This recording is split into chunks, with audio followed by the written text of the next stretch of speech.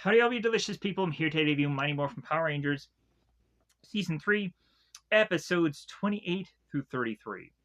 So, it's kind of weird because I've gone on to spend so much time with Mighty Morphin. I've reviewed so many episodes. I've covered Power Rangers in a number of different ways, also, even Sentai pilots at some points. So, it's kind of weird to kind of get to this point because feasibly this may go on and be the only thing that anyone ever cares about and nothing else. Uh, just being straight up honest. Um, Eventually, I can go on and at some point do Zeos and Turbos and all these other things, and no one will care. Um, or maybe people will go on and be like, "Oh, wait till Dino Thunder or SPDs or some season that I do like, and that's way further down the road. Like, hey, if you want to go on and still be subscribed to this, I do appreciate it, but yeah, like that's gonna be a while from now. Um, but anyways, so but also like realizing that Alien Rangers is the next thing.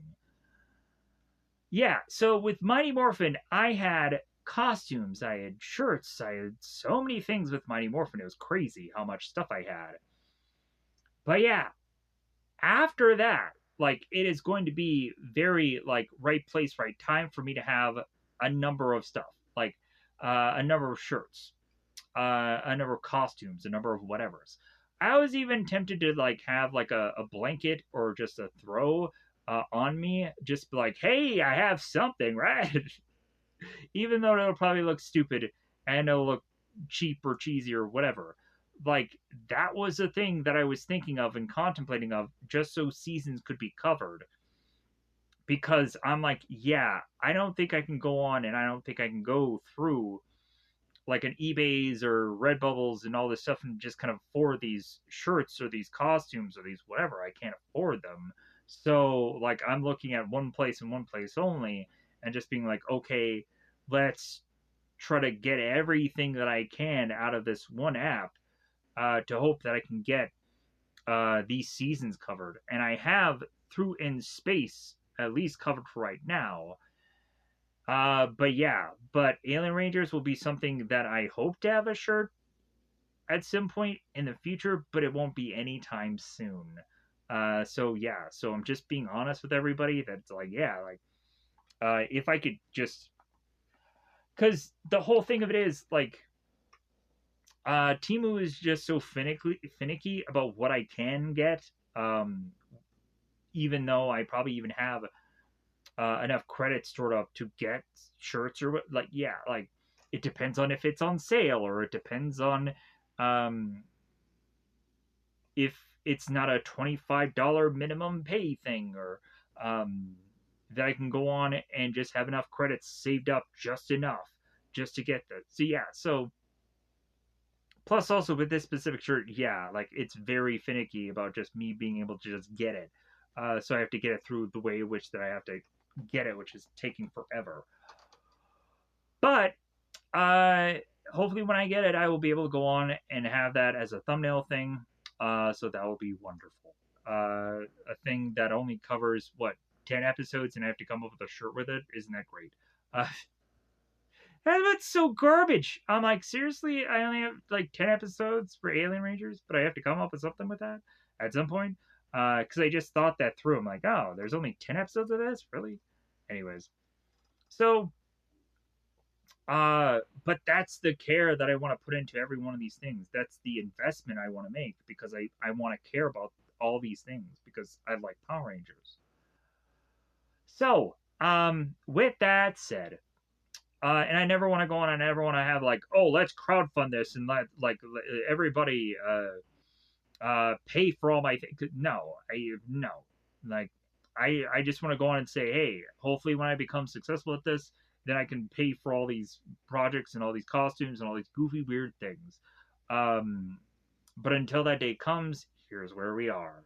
So, and here is the just weird, goofy things that I have to go on and just do to just look cool in every uh single video that I have to do. Anyways, so let's go on and let's start talking about the episodes. You know what you're really here for. And then after that, I'm gonna go on and I'm gonna talk about just something I have just rolling around in my brain noggin. Uh, Also, there's going to be a certain thing that probably will go on and, maybe hurt people's feelings that I have to be honest about Mighty Morphin Power Rangers as a whole. And I'm kind of contemplating back and forth whether I should say this or not, because, yeah, uh, I know that there's a lot of people that are just very, like, they have a certain feeling about this show, and for me to go on and open my mouth and be like, yeah, like, Mighty Morphin, I don't know, like, I think it'll be better off for me to probably not say anything. So, but I always want to be honest. But anyways, so let's talk about these episodes. So first, we get into A Chimp in Charge.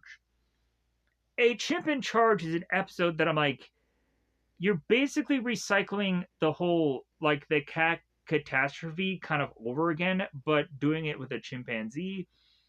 Also, you're having at one point where a chimpanzee is having this laser gun character known as Finster chasing after him, and I'm like, this is wrong. Also, you have this like Rastafarian guy. I don't want to say Jamaican because like that's a stereotype or whatever, but like we have this guy that's going on and obviously wearing this certain kind of clothing, and he weirdly puts all this costume crap on this chimpanzee. I'm like, ugh, like gross.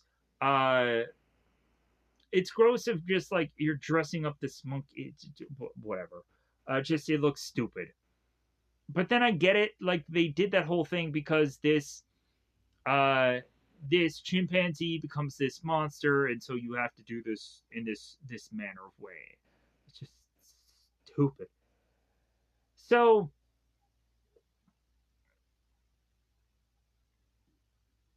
we go on in this episode, and what is why is there a chimpanzee in this episode? We make our way to find out that the Rangers are via Mrs. Appleby having this assignment that they are to go on and need to learn a thing or two about languages. So Aisha and Kimberly go on and decide that they want to learn sign language and they want to teach a chimpanzee sign language. I'm like, all right, okay. That seems like a reasonable idea for an episode. But at one point within the episode, the chimpanzee wanders out of frame and out of the room and out of the house. And now Aisha and Kat are going on and needing to look for this said animal. And this is just like the Ranger catastrophe all over again. Where Kimberly and Aisha were looking for Kat. Now Kat and Aisha are looking for the chimpanzee. It's all over again. It's the same episodes. Stupid. So this episode was so irksome to me. But let's kind of fast track here. So we have Master Vile in the metallic armor. A thing that I reviewed in the past. Check that review out. You'll get my first reactions, my first thoughts, as well as also you might get a thing that will have me feel differently about this episode, because the second time around maybe will be some certain things that are to be less so and less profound and whatever. But either way, let's go and let's talk about this. So we'd come to find that Master Val has crash landed onto the Moon Palace and made such a cosmic event, which is a shutdown of the command center, that was kind of crazy to me. And for people that have to work in an emergency or need to always be operational, yeah, that command center thing just kind of bugged me. But I was like, but man, that is really showcasing well the impact of this character. So I guess I can give and take it. I can just go on like, ha, yeah, and then also go like, whatever. I could be just curmudgeon and just be very mid about it. In some different ways of sorts. Anyways, so we'd come to find out that Master Vile has made his way to, of course, to try to beat the Power Rangers because he has nothing better to do with his time. And he's a really cool character that goes on and boogers up or Ralphs up an egg that he goes on and cracks it. Yeah. I had seen this part of this episode more than once, and it still is freaking gross. This guy goes on and balloons up this thing out of his mouth, and or nose, or I have no idea what it's coming from. And he cracks this egg, and then an ooze-like monster comes out of it. I'm like, familiar? And so we have the blue blobber, and I'm like, not to be confused with Flabber from Beetleborgs, just to not confuse anybody, because I'm sure anybody would get confused, right? Because they're completely the exact different things from different shows. But eventually, at some point, when you watch a certain Forever Red, you're going to get very confused. What is Forever Red? I've never heard of that show. I didn't watch Wild Force. I didn't watch the episode where all the Red Rangers come back together and it's all cool and awesome and whatever. But there's also that standout Beetleborg character that's like, something's wrong. Something's so wrong. Anyways, so we make our way into also the Shadow Beetleborg character. Whatever. Anyways, so where was I? So we have the blue globber, who's not Flabber, and he's going on and wreaking havoc on the Power Rangers. And we have what is to be the equivalent to, in my mind, DC Comic Books has this character called Parasite that goes against Superman. Parasite goes on and latches on to Superman and absorbs his power. And I actually really like that comic book character, so seeing a villain like this go on and zap away the power of the Power Rangers, because really, the Power Rangers, most of the point, are to be run off of batteries, or the Power Ranger suits, it seems to be run off the Morphin grid, which, yeah, like, I'm just kind of curious about how exactly that all works. Like, are there do their suits have like a battery system? What the heck is going on there? I'm so confused. But anyways, so you would think that like the suits being run off the morphing grid would have endless energy, right? I'm trying to figure that out. I'm trying to put the math in there. But anyways, so because why not just be able to just wipe out the Rangers with an EMP and then call it a day? Straight up, that's all you need to do. But anyways, so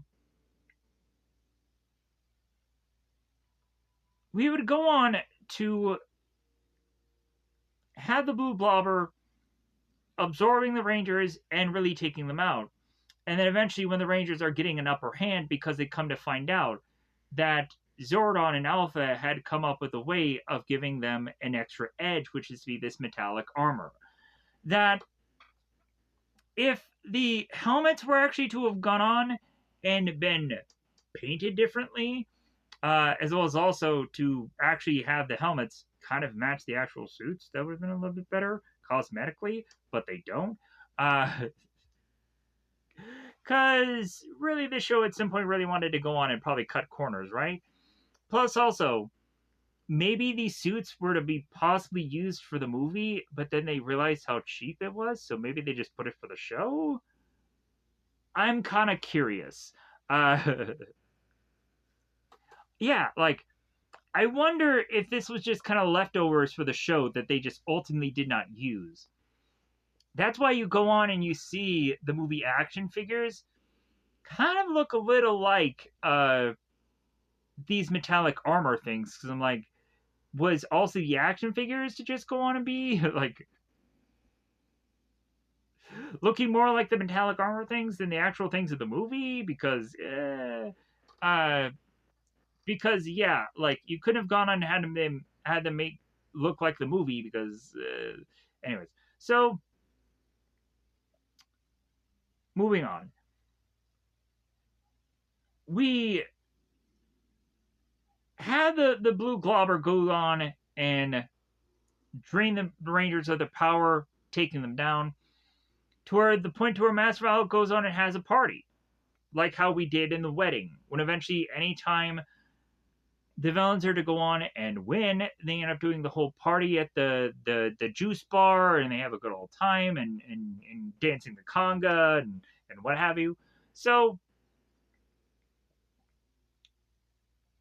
we then go on and we have just an Easter egg of monsters. And this time around, when I'm doing the metallic armor Master Val story, I'm going to kind of cut to the quick here. So my apologies, excuse me, my apologies if I'm not going to be in a huge amount of detail compared to this time around, where I'm mentioning certain Easter egg of monsters, because I'm just going to try to cut to the quick as best as I can. So I could go on and I could ultimately say to you that Master Val and the metallic armor could be a bit of episodes that could really go on and really be something that could perfectly summarize the show for you and could be a season finale, but it's not. And they go back into even bringing back the Green Ranger in some bit of footage, as well as also in the Cave of Illusions, which I was like, man, that is so cool, but they just kind of didn't went enough of anywhere with it. They just kind of briefly had him appear and then gone. So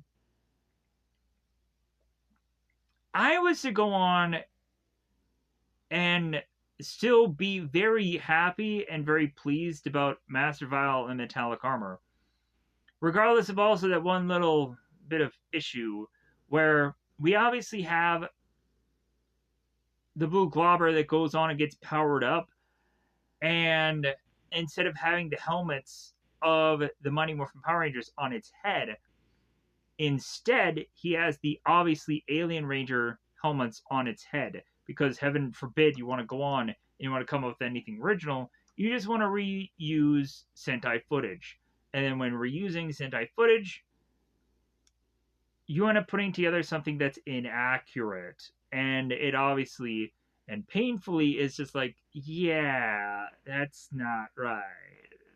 No.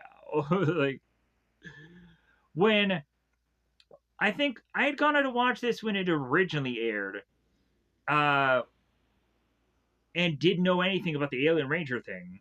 I was like, okay, like that kind of looks a little weird. But then finding it out years later, it's like, oh yeah, it was meant to be the Alien Ranger helmets. I'm like, oh, all right. So yeah, so I guess that's what you get for a kid show. So after this whole three-parter here of Master Val and Metallic Armor, which was entertaining, I'll go and I'll talk about this a little bit more, or a little bit kind of in a way of which, because I have to go on and I have to do the top 10 here, because eventually this got on there. So we now get into the Sound of Discordia. So I would immediately go on and I would say to you, have you ever gone on to make your way in a Power Rangers episode that was to be torturous? No? Well, check out this episode. Go on and have your friends all gather together in a room without them being aware of this episode, and show this episode to them. And yeah,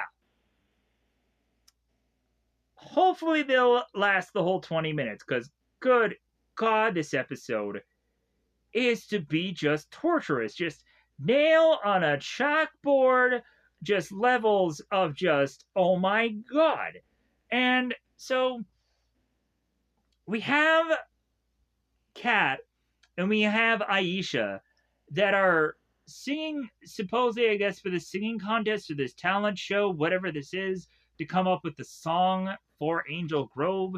And I'm like, yeah, this song is kind of nice, but when it actually is to have them sing it in the show, I fast forwarded through that mother like my life depended on it. Because, in my opinion, when I go on and when I watch, like, because I will complain about this in Superman and Lois, there is at one point where a character is going on and singing this song, and I'm like, I did not come to the show for this.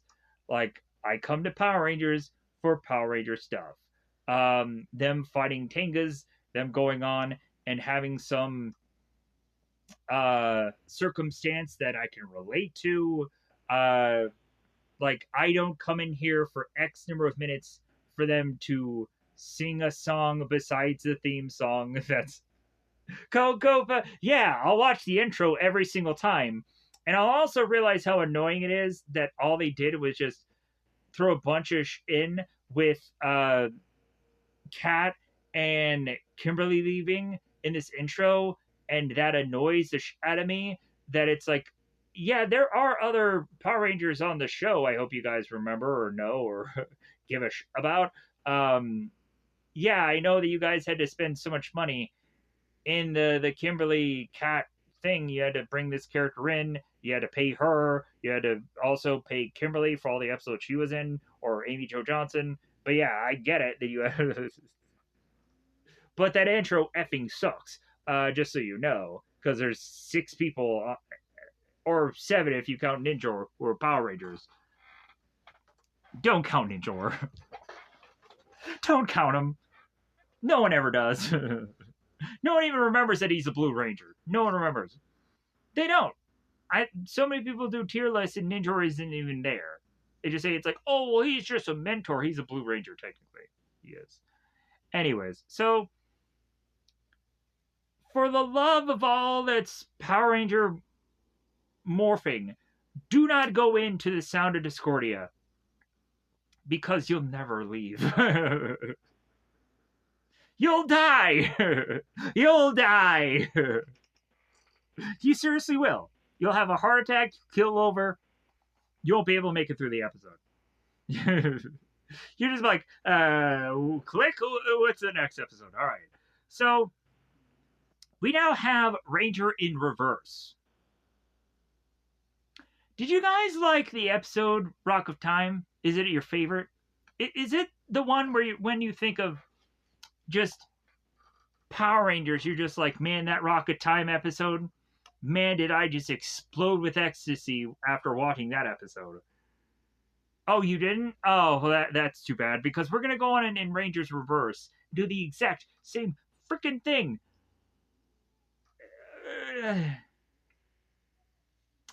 Man, they go on and they do the best ideas and they repeat them in the show because they're doing it here. So we seriously go on and we have Master Vile that has the brilliant idea of having the Rangers need to go back to their younger selves.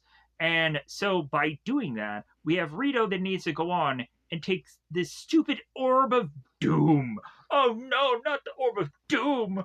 Oh, how vicious this thing will go on and be. Like, man, this Orb of Doom thing will ruin the world forever. Like, it's even worse than the Flashpoint thing, where Flash would go back in time and change the whole entire landscape of the DC universe. Yeah, this Orb of Doom thing, it's worse than that. Yeah, this Orb it really creates some huge havoc for the Angel Grove City. Yeah, it would. So, the biggest havoc that it has is Rito just trying to figure out where the heck to place this thing. And then the Rangers just being occupied by Tengas. That's the most horrific thing that happens in the show. Oh my god, for this episode, wow, the horrors that in place in the... God, this episode was so stupid. And then they cliffhanger you and just be like, yeah, like, tune in next time, because this is gonna suck. But anyways, so, yeah. Just really this show, man. So now that I've gone on to talk about all these episodes, and a lot of them were just straight up horse manure, but if anything, Master Vile and the metallic armor was something to behold. Let's go on and let's talk about the best episodes from this season, in my opinion. Story arcs count as one thing out of these 10 slots that I have here, and I'm getting viciously slaughtered. So let's go on and let's talk about these. So, first up, still, changing the Zords was a life changing experience. Oh my god, was changing the Zords very entertaining. I really enjoyed that. We come to find that Kimberly is to be kidnapped because, of course, in between her times of going to the mall, like eventually Kat and Aisha do in one of these episodes, god dang it. Can Kat be her own effing person? I think they really tried, but then, like, man, did she just, like, becoming way too much like Kimberly. It's as if they don't really care about Kat all that often. So far, when she's just become one of the yeah, like they really are focusing on her. Also, Rangers in Reverse, Kat is having her birthday. She's having a birthday. Oh, where are they gonna go? They're gonna go to some carnival and spend way too much effing time just doing a bunch of boring, monotonous stuff.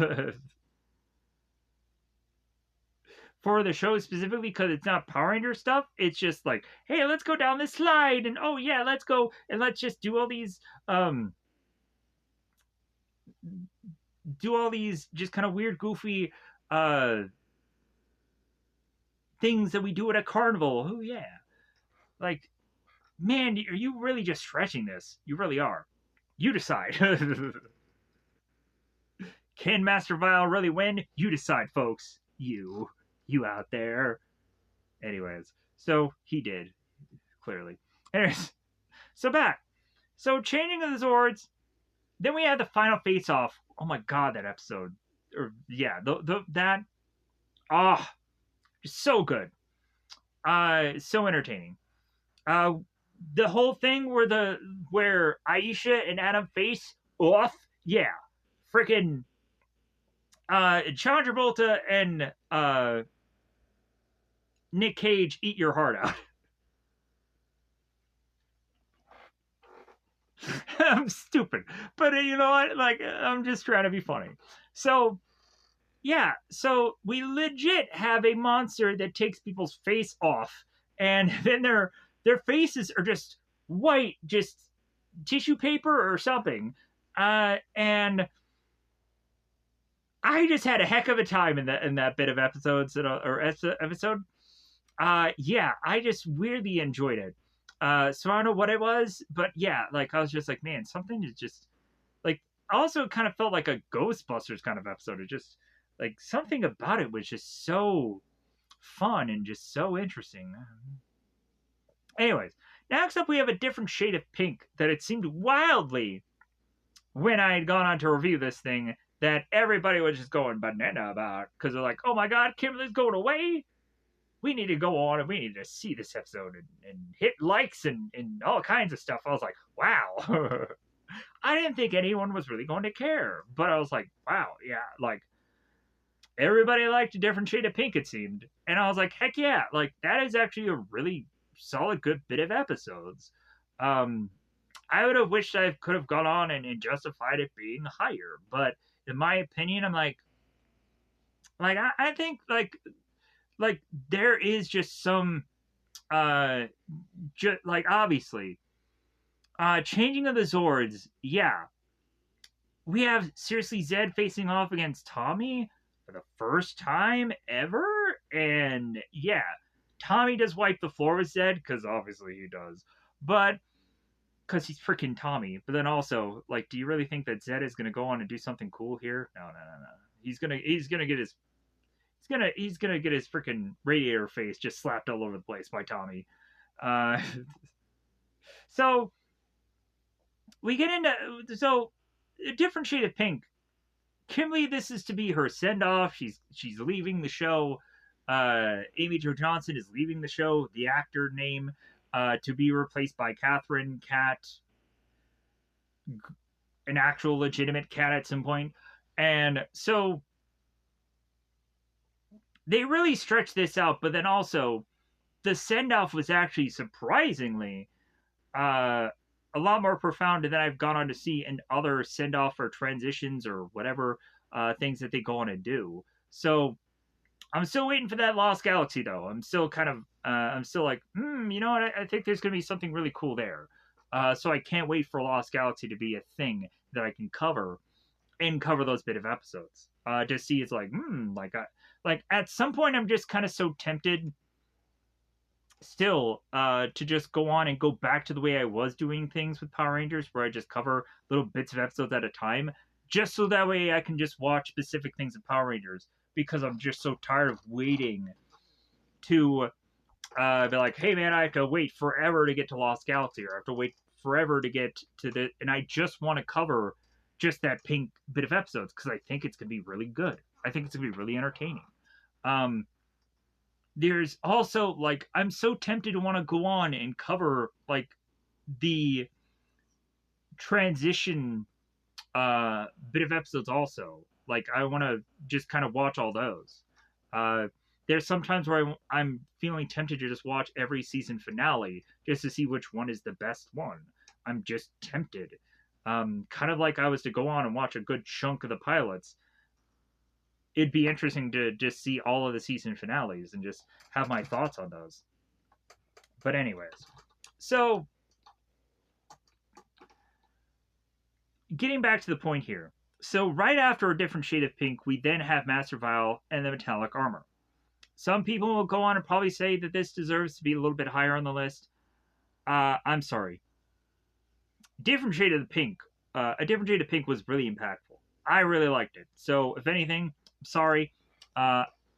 If even also, I'm sure a lot of people would probably say that Final Face Off. That's pretty high also. But I really, for me, that kind of episode was so like, ooh, I was so visually entertained by that. Anyways, even though the monster looks like that monster looks like obviously. But anyways, moving on. Then we have Rita's Pita, comedy gold. Even though kind of it loses its luster the more that I've watched it, but still, just Tommy just stuffing his face. God, is that funny? And then also when you see at the credits at the end of the episode, we even get to see him do funnier things. So that's kind of sad that we didn't get to see more funnier bits that Tommy does. Wizard for the Day is to be the Rocky teacher swapping thing, which just makes Rocky look bad because he just is a goof that is be doing all these science stuff and things go haywire. It also has like, if Rocky were to be replaced, no one would to be caring about it, and also I'd be grading it very high, which is very strange. So when Rocky does get replaced, we'll see how I feel about Turbo. God, yeah. But yeah, strangely, yeah, Rocky was done so dirty. Just so dirty. Just man, maybe like Rocky's Steve, maybe Steve really liked to go on and do a lot of comedy, and maybe he liked what he was doing in the show. But I'm like, man, the way that they treat Steve in the show just is just horrible. Um, just he always looks like a goof. Yeah, there are certain times where it could be like Rocky stepped in and he was like a leader when Tommy wasn't really there or something was going on with Tommy. I'll admit that. But yeah, but like Rocky, like even when we do Once and Always, like it really seemed that like we could have had Rocky if red means leader. Uh he could have actually been like leading that team, but he's not because like really he's having to take point with Billy and Zach, the guys who were kind of veterans over everybody, which makes sense. But anyways, so A Brush with Destiny is the episode where Kat is to, of course, go on and have these dreams about her going to France and the Arctismal monster. Uh, visually, uh, visually, such a fun bit of episodes. It goes on to, of course, give us the whole color being drained from the Rangers thing, and I liked that. Friend in Need is to be the masked writer, but mostly famously known for Kamen Rider crossover. Going to Edenoid, Alpha's home planet. Yeah. I wish I could say that there were, really looking back on it, some more entertaining things going on with that. But if anything, the crossover has to go on and still be important in this bit of episodes. Stop the Hate Monster, that is to be the episodes where Aisha goes on and is to have some absurd thing about her that makes her special, that has her not turn into all the other douchebaggery Rangers that are so angry and upset and just focus on Rocky because he looks stupid again for the 18th time. Forward Down and Long goes on and has the Rangers turn into footballs, and Rocky has to go on with his dyslexic friend of a student need to figure out all the things going on in that episode. And so next up after that, we have the Ranger Catastrophe, which I think is to be now pushed to be an honorable mention now, which is weird. But since now we have Master Vile in the metallic armor, yeah, a Ranger Catastrophe is a big part of this season. But if anything, also when we have the cat monster, who is technically Cat, who is also Catherine, who's blah, blah, blah, yeah, kind of handled kind of a little bit weak there, as well as also like more of the focus is using this cat, and yeah, it's just like I want to say that it's profound for the season, but also it's not an impactful thing. Like the Rangers don't get completely wiped out by the cat. It's kind of 50-50 booking. Then lastly, within the honorable mentions now, we have the passing of the Lanterns, which is to be this Adam episode where he is to go on and get inherited this lantern and need to figure out what the power is, but the power is within inside him the whole time, which, yeah, for the rest of the season, we never remember that ever happening. So, Adam has his power that no one can ever give a about anymore. Isn't that great? Then Ninja Quest is basically the movie, and really, like, I don't even know why Ninja Quest is still on this list. I feel it has to be, but it's the movie. The movie is better. The movie the movie has Ivan Ooze. What do we have here? Just Ivan Ooze knockoffs and basically a copy and paste the movie, which is not done in a better way, and just it is what it is. The movie is so much more entertaining. So it's about that time to just go on and go for scene, blow for blow, what all goes through these episodes. So before I go on and I get through the actual breakdown, spoilers, and whatever, let's go on and let's say this. So honestly, the more and more that I complain about how easily written the show is, I'm just like, what if you actually took the writing, for the most point, that element kind of out of the show? Because, in all honesty, when I look at Mighty Morphin, and I'm honestly back and forth in saying this, so, like, I want to say this, but then also I'm afraid of saying this. In my mind, when I'm looking at Mighty Morphin as a whole, I probably see it as a good, probably 4.5 out of 10, if I'm being brutally honest. There are some episodes in Mighty Morphin Power Rangers that are better than anything that is going on in the series at some times. But then also,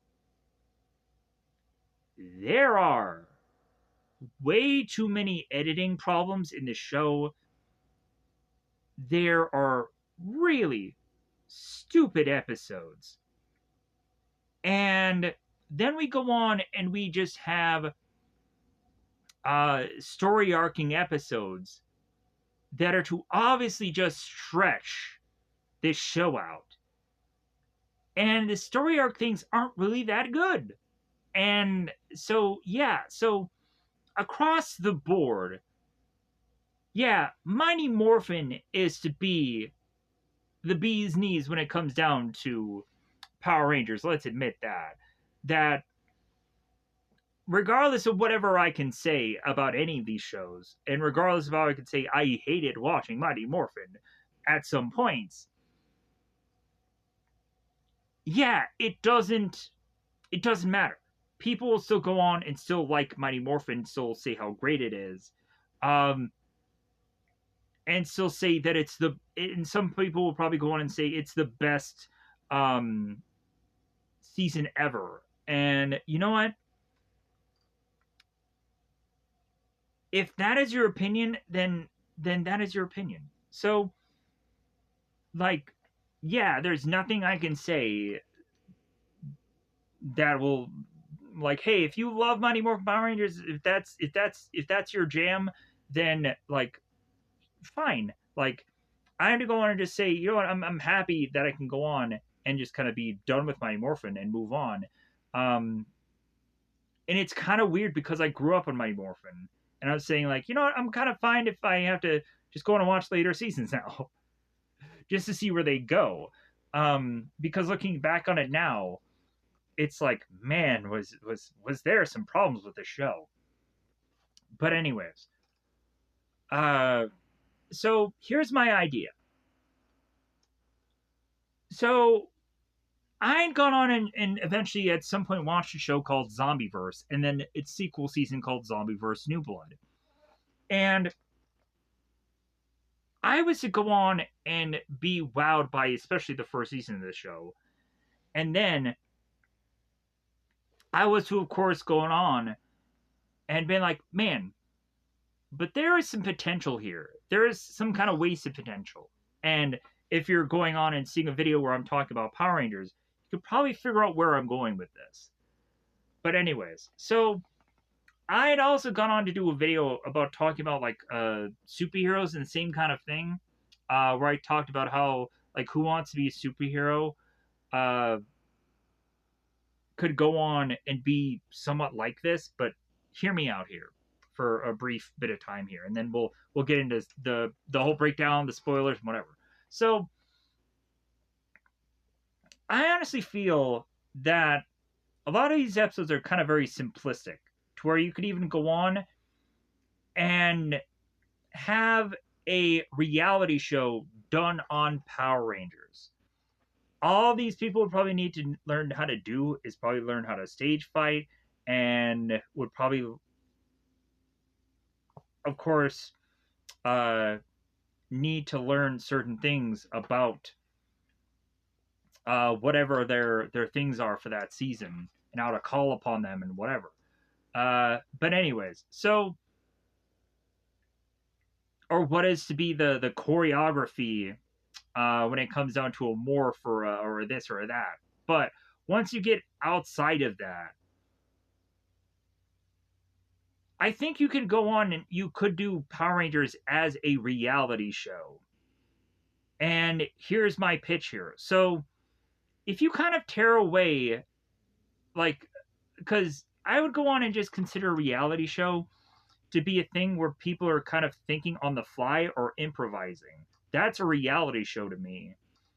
And so you could even go on and you could have like six people. They all aren't using their real names. They all are to have their own certain Power Ranger character, whether it to be uh, themselves, an alien, a monster, or whatever. And you could all have them go on and become Power Rangers. And depending on the budget of the show and what streaming thing it lands on, or considering I would like to have this to be an official thing where Power Rangers is going on and having the okay of having this being a official piece of content. Because other than that, it's just going to be a fan made thing that's just going to just be like, man, this sucks. Like, I want something that's official.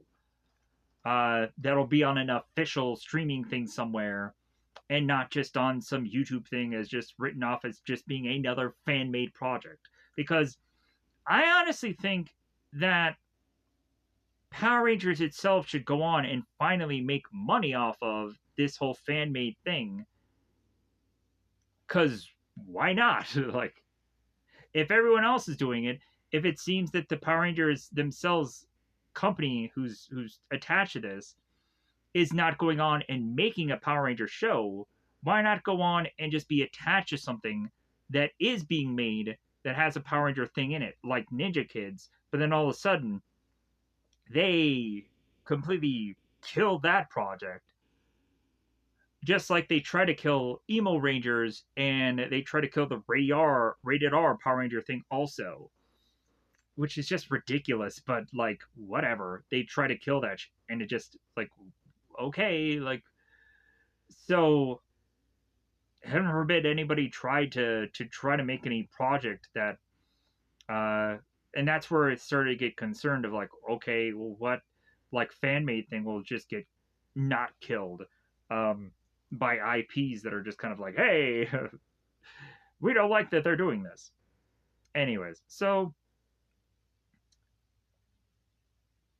I would honestly think it'd be cool if Power Ranger could go on and make a reality show that is to be its own original thing. It's to not go on and just be copy and paste like Mighty Morphin, obviously, because that already exists. If that already exists, then people are going to go on and compare. They're going to basically just like straight up, you know what? I could go on, and if I'm a part of this cast, I could just be like, oh, well, I had watched Mighty Morphin in a brief, so all I need to do is remember all the weaknesses of the monsters, and boom, like this is going to be the easiest show to do. This is going to be the stupidest thing. Um, like I'll go on and I'll defeat every monster in like 3 seconds, and like or 10 seconds, and that'll like, hey, you got another monster lined up because I already beat this one in like 10 seconds. Like, all right, like, man, we gotta get a stopwatch in all these monster defeats because good God, like I'm really racking up the wins here. But yeah, so we really need to go on and come up with something original. I feel that something different. But I know what everybody's gonna say. It's like, no, like let's just do Mighty Morphin all over again and do it a reality show if people are okay with a reality show. Also, people will come on and say in a reality show, how can you do a morph? How can you do a Megazord? How can you do all this stuff? In my opinion, editing, clever editing. So one, a morphing sequence is to just be like you cut and then you jump into a costume and then action. That's what morphing is. Um, so yeah, that's not reality. But like, what else do you like? Do you want just a suit that just appears from the sky and then just drops? And that's that's that's not reality. That that's not how things work um, in the real world. So, but we'd go on to a Megazord battle, right? So what we'd have to do with that is we'd go on and we have all the Rangers, they're in the Power Rangers cockpit, right? In one part of the room. In the other part of the room, we have the Megazord who's going on and fighting against the monster in the other side of the room. And we could do one of two things. We got the Rangers all react to said monster, and that could be reality. That could be as close to reality as it can get. Or we could have the Megazord and he's getting cues from the people in the cockpit, guiding him or guiding her or whoever's in the costume to do attacks and whatever. That is all to be reality because it's all improvising at the same time. And so that is to be the reality of it.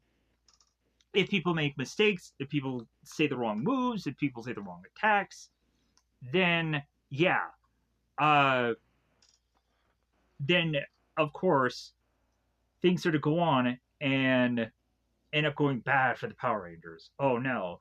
So if anything, I'm sure the Megazord will probably have a certain list of attacks it can do. So all the Rangers would need to go on and do, if not somewhere on the sheet of paper, probably in front of them somewhere. Or if they go on and they have to memorize this, they have to memorize this. But there should be a list of attacks that the Zord can do. And so they can just call out those attacks and then the Zord will do it. So that could be reality. Yeah, it's not go on and probably put the characters in the real in jeopardy, but like at least that could be something interesting that could get around the whole like, well, how are they going to do the Megazord thing? Boom, there. Like either that or you can go on and just do some CGI simulation with the Megazord stuff and get around it that way. Um,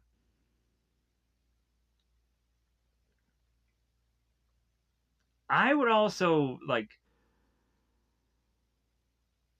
I would also want to go on because I really did like this game called DC Universe Online, and I thought DC Universe Online was so like cutting edge in my opinion for just superhero video games in general. I'm like, man, I want every superhero game to be like this. Like it was just so cool. You went on and you could have people choose to be a hero or choose to be a villain. You could go on and just have this world opened up where it had just everything in the DC world at your fingertips. Like, hey, if you wanted to go on and if you wanted to meet up with Green Lantern, just go to the part of the city that he's in and just have a talk to him and dialogue with him. Yeah, like it just seemed endless. Like people were everywhere. It was amazing. So I was just so wowed by that game and just the endless options that it had. So yeah, I would like this whole Power Rangers thing to have this open world like thing. And yeah, maybe you would at some point go on and bring back at some points some of the Rangers of old. But yeah, like I think yeah, just keeping this as its own thing would be kind of really cool. But other than that, yeah. Let's go on and let's break down every one of these episodes because I'm sure everybody is tuned in for an hour now of me talking about all these. But yeah, I just wanted to bring that out there. I just wanted to talk about it. So, if anything, let's move on. So, let's get into the very first episode here. A Chimp in Charge. What bullshit. I am viciously just like, nah. So, we have Mrs. Appleby. She's at Angel Grove High. She goes on and tells the Rangers that she has one last assignment for them. Really, that's kind of strange. But yeah, the assignment is to partner up with somebody and to present some kind of language. So we have Bulk and Skull. They ask Mrs. Appleby, it's like, well, hey, can we go on and can we use even English as a language? And Mrs. Appleby's like, yes, you can use English. And so Bulk and Skull like, oh my god, we can go on and we could just go up there and we could just ramble and we could just get an A. And Miss Appleby's like, no, like you're gonna fail this if you're not gonna put forth any real effort. So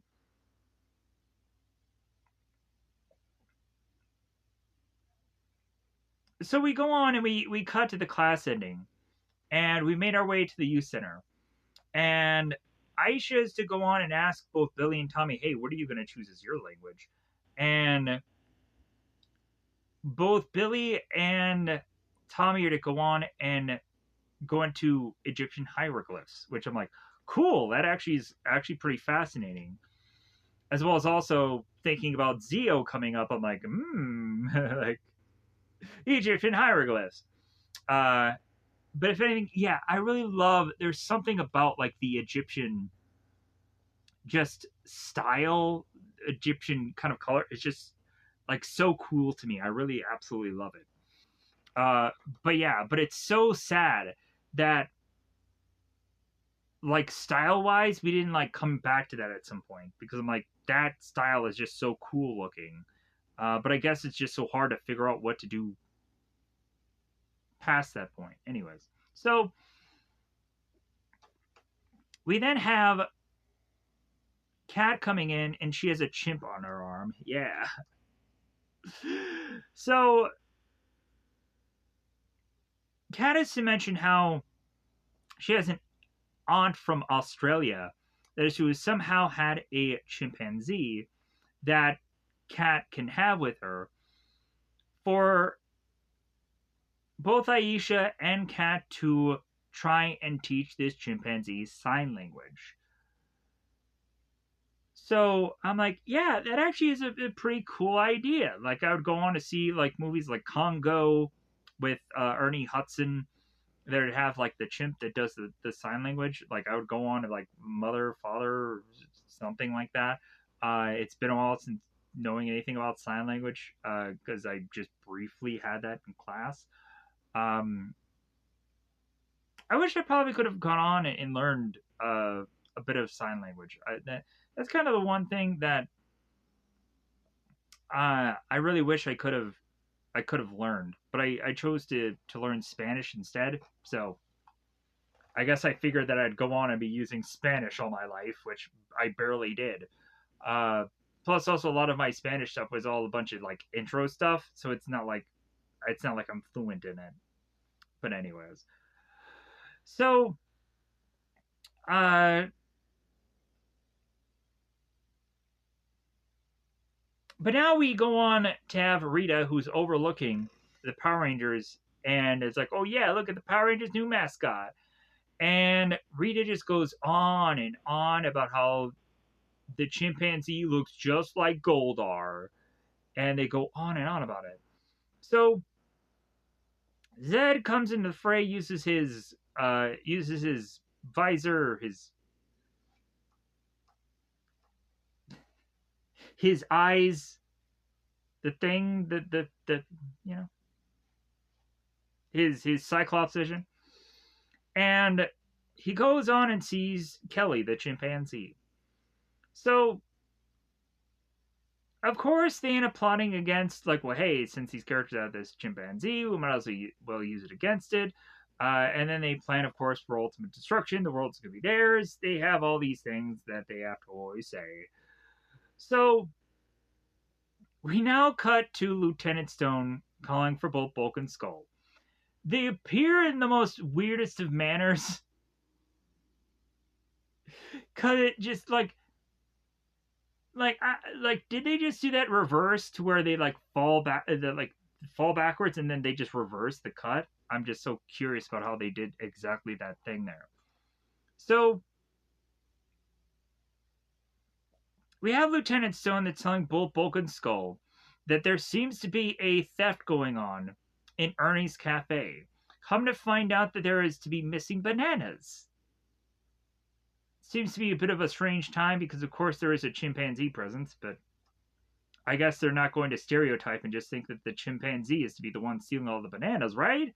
That can't be the case. Yet where would the chimpanzee put all the bananas? He doesn't have any pockets. So Ernie is to go on and of course mention that he was to try and want to put together a very special new smoothie, but sadly enough, no bananas. So Bulk and Skull go on their merry way to do some investigative work. And then we cut to uh Cat with the chimp. Just having a bit of fun by the table.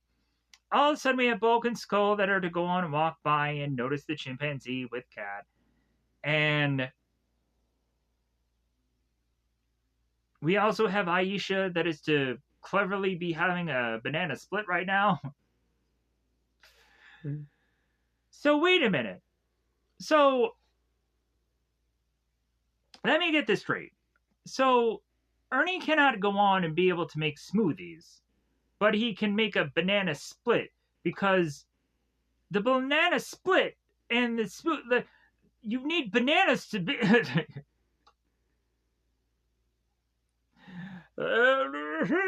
like so Ernie had bananas but not enough of them.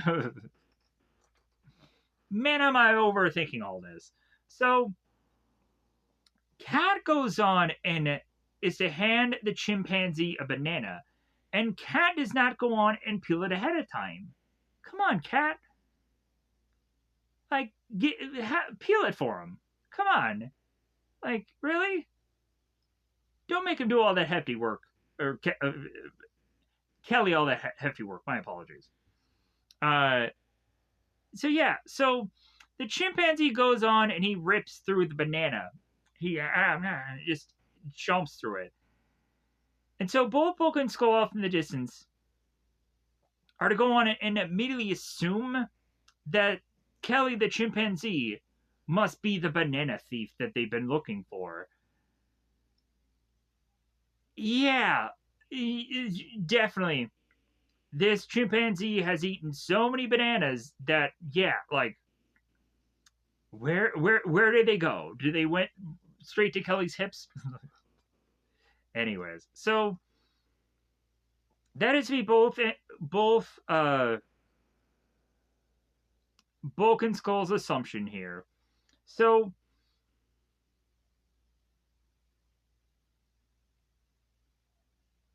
now we cut back to the Moon Palace. So Zed and Rita are plotting away their fiendish plan about going on and zapping the chimpanzee Kelly. And I'm like, how about we not? How about we just how about boatloads of no? And so they're waiting for the perfect time to pounce on this chimpanzee to turn him into a monster. And we come to find that the Rangers have made their way into a park, because of course they did. So we have Zed that is going on and sending Finster with this device of his to change this chimp into a monster. And we have them go on to release out the Tangas. So now we have Cat that is hanging on to the chimpanzee. And the chimpanzee goes on and jumps onto Cat. And so really hanging on to it. I'd be kind of interested to hear from Catherine or Cat, the girl that played the Pink Ranger with the like, how is it like to work with this chimpanzee? Like, was it fun? Like, was it like just an arduous process of carrying this thing around? Like, was there ever like a worrisome moment in your brain to like, like, hopefully I don't upset this chimpanzee. But if anything, yeah, like, it seems that Kelly was cool. Like, yeah, like, it's great. Anyways, so plus also I'm sure like it's kind of interesting how this chimpanzee also has like these pink shorts on. Anyways, because I'm sure like you had to kind of be some kind of censorship going on here. Anyways, so the Tangas arrive, and then so Kat goes on and she tells Kelly, "Yeah, Kelly, go on and find a safe spot." And there's also a part within these episodes where like all these people are like thrusting their way out of this area, and Tommy goes on and he grabs somebody and he tells them like, go straight on home. I had a good laugh at that because I thought that was freaking hilarious. Because yeah, like there's the one like the real Ghostbusters goes on and does like the Halloween door episode where they are going on and busting a ghost, and then this woman and then this girl or this baby or whatever is there. And the woman's like, well, is there anything that we could do? Like, I had seen this episode freaking hundreds of times, so I remember this fairly well. And so Egon's like, well, stay inside, lock the door, and don't come out till it's over. It's if it's ever over. And to me, having Tommy grab this woman and just being uh, like go straight home, just reminded me of that one scene in Ghostbusters, but also, or the real Ghostbusters. And then also it's just like, well, yeah, that is the goofiest thing. Like, no, hey man, just be like, get her out of the way until they're like, yeah, go home, protect yourself. Like, get out of danger, get out of dodge of this area. Yeah, be like Booster Gold, the in the Justice League show, where he used to be like traffic controlling people to like, hey, like, this place is dangerous, come this way. Yeah, moving on here. I'm getting too lost in the weeds. So, as Finster, with weird device in hand, is making his way to Kelly, we would go on to have the Rangers and the Najettis be flipping their way, uh, while the Tangas are starting to lose air here, and they're, it's so windy, it's so windy. So we have the Rangers that are besting them. It's like, well, yeah, I guess you guys really need some exercise. Well, just wait till they get to that sack that Master Vile gets them. Yeah, like, you won't be so boasting then, now, will you? So Kat goes on and re-finds Kelly here, as Finster is forced to teleport after the failed attempts of firing this device that does not go on and hit Kelly here. So Tommy and Billy are too busy with their hieroglyphs and their Egyptian things to really be focusing on what's really left after this battle, and they just ninja vanish out of there. So we now have Bulk and Skull that are following both Kat and Aisha to their home, and they're watching over Kelly. And they think that it's only a matter of time before, if they can entice him with some kind of banana, that he will go on and become this thief, which again just doesn't make much of sense. And eventually, the way that they explain away the bananas is very stupid in this episode. Straight up. So, we would go and have Kat and Aisha opening up these books, trying to go on and figure out a way for Kelly to learn sign language. Kelly herself is also going on and cracking open a book. And I'm just like, yeah, you read, Kelly. Yeah, Kelly's reading a book. She's like people. Yeah. This is super. Man, you know what? Can't you guys wait for Bulk and Skull to become chimps in Turbo, or whenever they become chimps? Can't you wait for that to happen after watching this episode? Man, you're just like, I hope that those episodes with Bulk and Skull in them as chimps are going to be just top notch. So pushing on here. So Kat ends up getting a little bit of a lip lock from Kelly. And so it's like, man. So we haven't had the relationship kind of brewing between Tommy and Kat. So there's no lip blocking going there yet. But at least Kat did go on and did get kissed by a chimpanzee. So, or a chimp named Kelly. So at least there is some kissing going on in the show. Finally, we get some romance brewing. some galmance, some gal on gal. I don't know how to write that. I don't know how to perfectly sway that.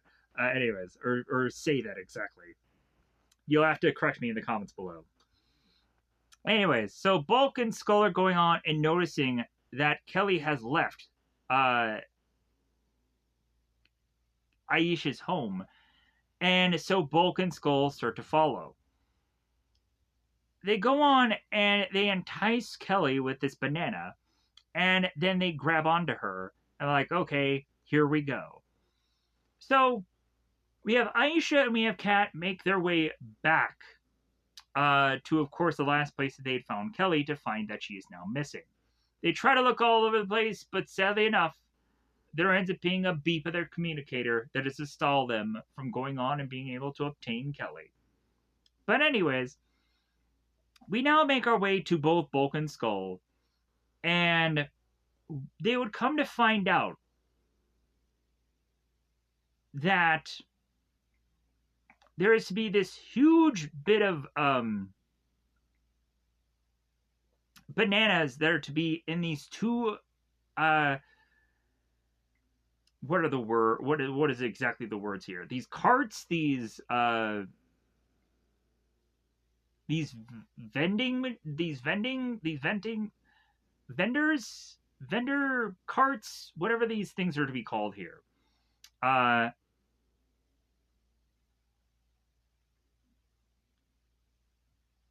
So we would go on to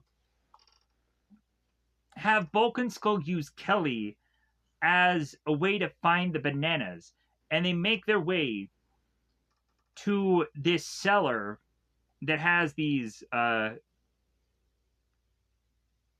things of fruit. And so now Bulk and Skull had the possibility of thinking that this Rastafarian-looking individual, is to possibly be the fruit bandit or the banana bandit. So eventually they will go on and they will take this man to both Bulk and Skull, and then Ernie will reveal that Ernie had just misplaced the bananas, and so nobody had stolen them all along. Luckily, they just had put them, I think, in the freezer. And Ernie's like, "Oh, thank God, I saved them just in time, or otherwise, like things would have been horribly wrong with these bananas." So, but anyways, back with what's going on in the show here. The Rastafarian man, I apologize if that's to be offensive to anybody. That's the only way I can think to just know who this person is to surmise him. The seller, I'll probably go with that, seller. So this seller of fruit is to go on and notice Kelly putting him on this stool, I believe, and then going on and making him making Kelly, I apologize, very decorative, putting a weird, goofy bit of sunglasses, putting a vest on Kelly, putting a weird mop. Wait, no. Boatloads of no. So, we would then go on to have both Bulk and Skull making their way ever so much more closer to the seller, the fruit seller. And we even have at one point where Jason Narby is to go on and just kind of dismount off of this tree. And Bulk is like, "Wow, that was impressive." And then Bulk like, or Skull is like, yeah. So proof here that Jason Narby is a bit of an athlete. God, that was such a douche thing to say. Anyways, so now back with the Moon Palace. So we have Rita and Zed, they're dressing down Finster, going on and talking about how he could not have gone on and made that chimp into a monster because really, yeah, like you really could not have gone on and you could not have figured out a way to use this weapon device on this defenseless animal, which is horrible to think about anyways. So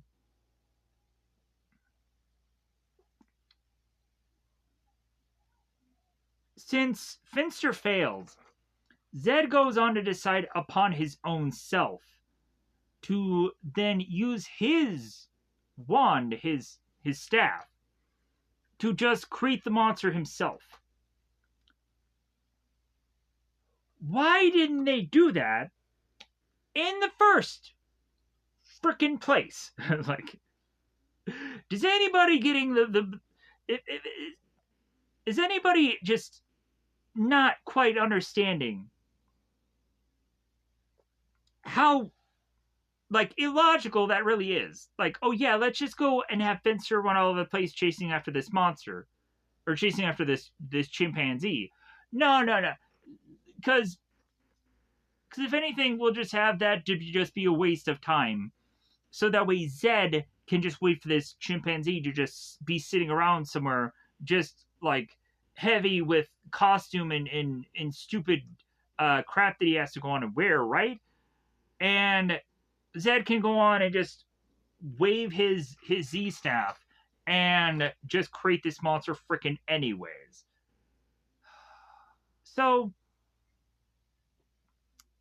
we now go on and we have said monster that is wreaking havoc. Sinister Simian. I'm probably going to have a hard time remembering that name. So, Sinister Simian is to be wreaking havoc onto playgrounds in all kinds of areas.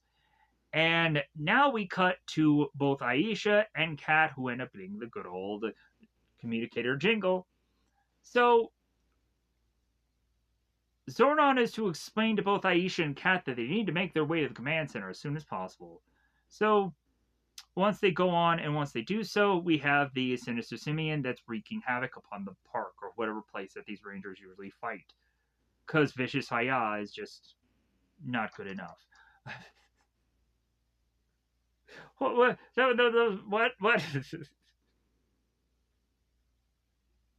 don't know. I just said something random there. It's just anyways. So the Rangers all make their way to the viewing globe to find that Sinister Simian is wreaking havoc upon the town, the park, the city. So, of course, the Rangers are asking Zordon, "What do we do?" So, we of course now have to realize that there is a chimpanzee within inside this monster. So it's a question of very much like the Pudgy Pig episode, where eventually we have the pig who's to go on and be inside Pudgy Pig. To just be like, okay, we don't want to hurt this animal, so how can we separate the monster from the chimp? So eventually Billy comes up with an idea that all he needs to do is to pull away the fur from this monster, the Sinister Simian, and be able to come up with an antidote to this spell that the chimp is under. So the Rangers morph and they're on their way. So the Rangers are trying to avoid as much as possible to not fight the Sinister Simian. If anything, Kat is going on and hoping that the chimpanzee will go on with inside this monster and remember her. Yeah, I'm sure that is going to work swell, right? You're only in a completely different costume and helmet and everything that is to not have this chimp remember who you are.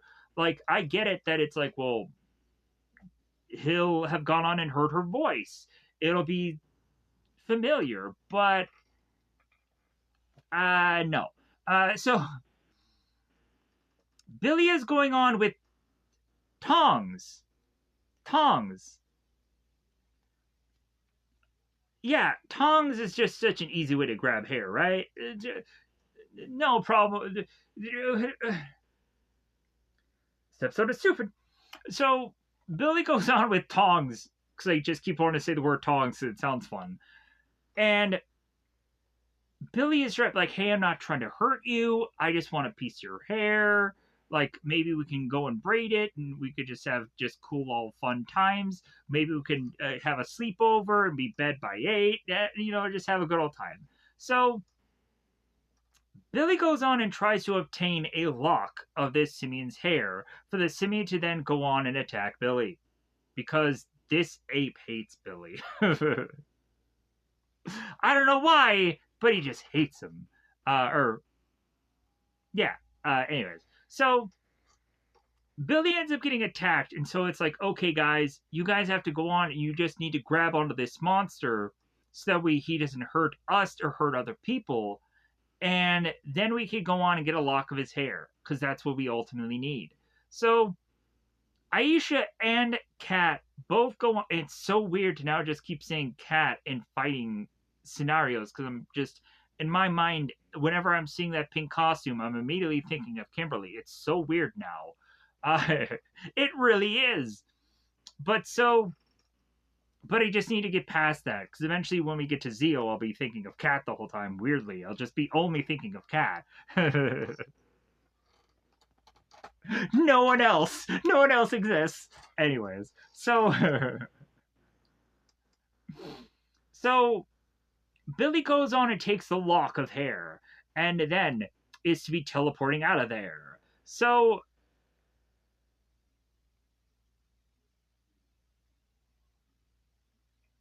Rita and Zed with Gold are at the Moon Palace, and they're all sort of realize, hey, yeah, this monster is to be perfect, but like he's not really going on and really like hurting any of the Rangers. That's not really going on. But they realize how that the Rangers don't want to go on and they don't want to hurt this ape, this chimpanzee with inside this monster, the simian. And so they're realizing that they could have a good chance of winning here. Uh, so if anything, they're just happy. Cut to Billy. He's now going on and having all his weird, goofy science devicing things. He has this big old, huge, uh, kind of cup of blue liquid that is to be foaming. Ooh, yeah, stereotypical science stuff. So Zonon ends up giving Billy a good old jingle, and so we then go on and are like, okay, hey Billy, like where are you at? Like, hey, like come on, like hopefully you can come up with a solution because if anything, things are getting more dangerous the longer you kind of wait here. You would honestly think that Billy, the longer that he's gone and done this for, you would think he'd immediately know, like, hey man, I'm trying to do this as quickly as I can. Like, I realize that, like, the team and the world's in jeopardy if I don't go on and I act on this, but, like, this is not something at the snap of the fingers you can just figure out. Like, this is some real science here. Plus, also, you have to use science to try to break a spell, which is kind of weird.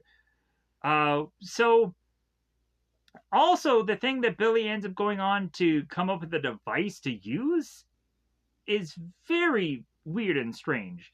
They have to go on and they have to like rocket it off with the Shogun Zords or whatever, and that just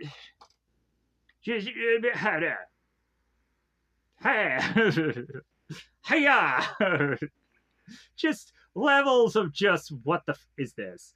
So, anyways, so Billy's going on and trying to figure out how to come up with this weird rocketing device while time is running out. So we now cut back to the Rangers facing off against the Simian. Sinister.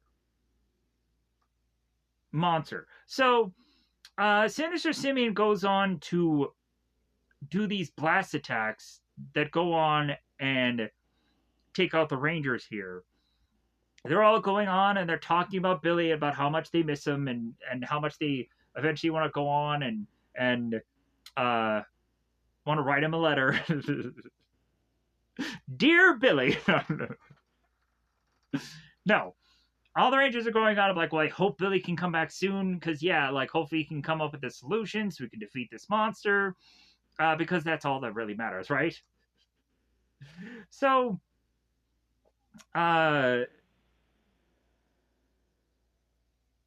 we now come back to the Moon Palace, and of course, we have both Rita and Zed that are going on to realize, hey, let's go on and let's combine our saps together and let's make our monster grow. We have Sinister Simian that goes on and becomes massive. Honestly, kind of impressive or pressed at some point, just the camera angles that they work around to make this whole like making their monster grow moment actually like really work, in my opinion. Because there is kind of stuff just in the background that just kind of camera shot wise actually does look like it does uh not look giant compared to this. So it's actually really smart for them to go on and do these camera angles the way they do, as well as also, yeah, like it is really cool to just kind of realize that the way that they do this show, like just the camera effects and just the stuff that they approach.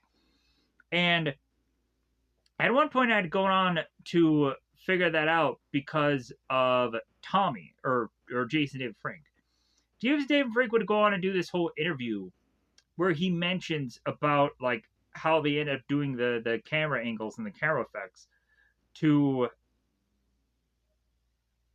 do the whole monster being gigantic moments where the Rangers would all go on and be like hundreds of feet away from the monster to perfect the camera angle. So that way when the Rangers are like right above the monster supposedly and they crunch and whatever, like the monsters are like or the Rangers are like hundreds of feet away. But it looks from the camera angle that they're right there and they're it's so small and the boot comes down. But that's so cool of how they did that. Just really just clever just approach to just having that be done on the show. So it's like, yeah, whoever thought of that in the show, just genius idea. So here is where we cut to all the people running out of the location that this monster is in. And here is where Tommy goes on and grabs one of these women and like, don't be afraid, just go straight home. And then he like has her just go off and just run off. And I'm like, because this was so funny to me. I don't know why, but it seemed just so funny. So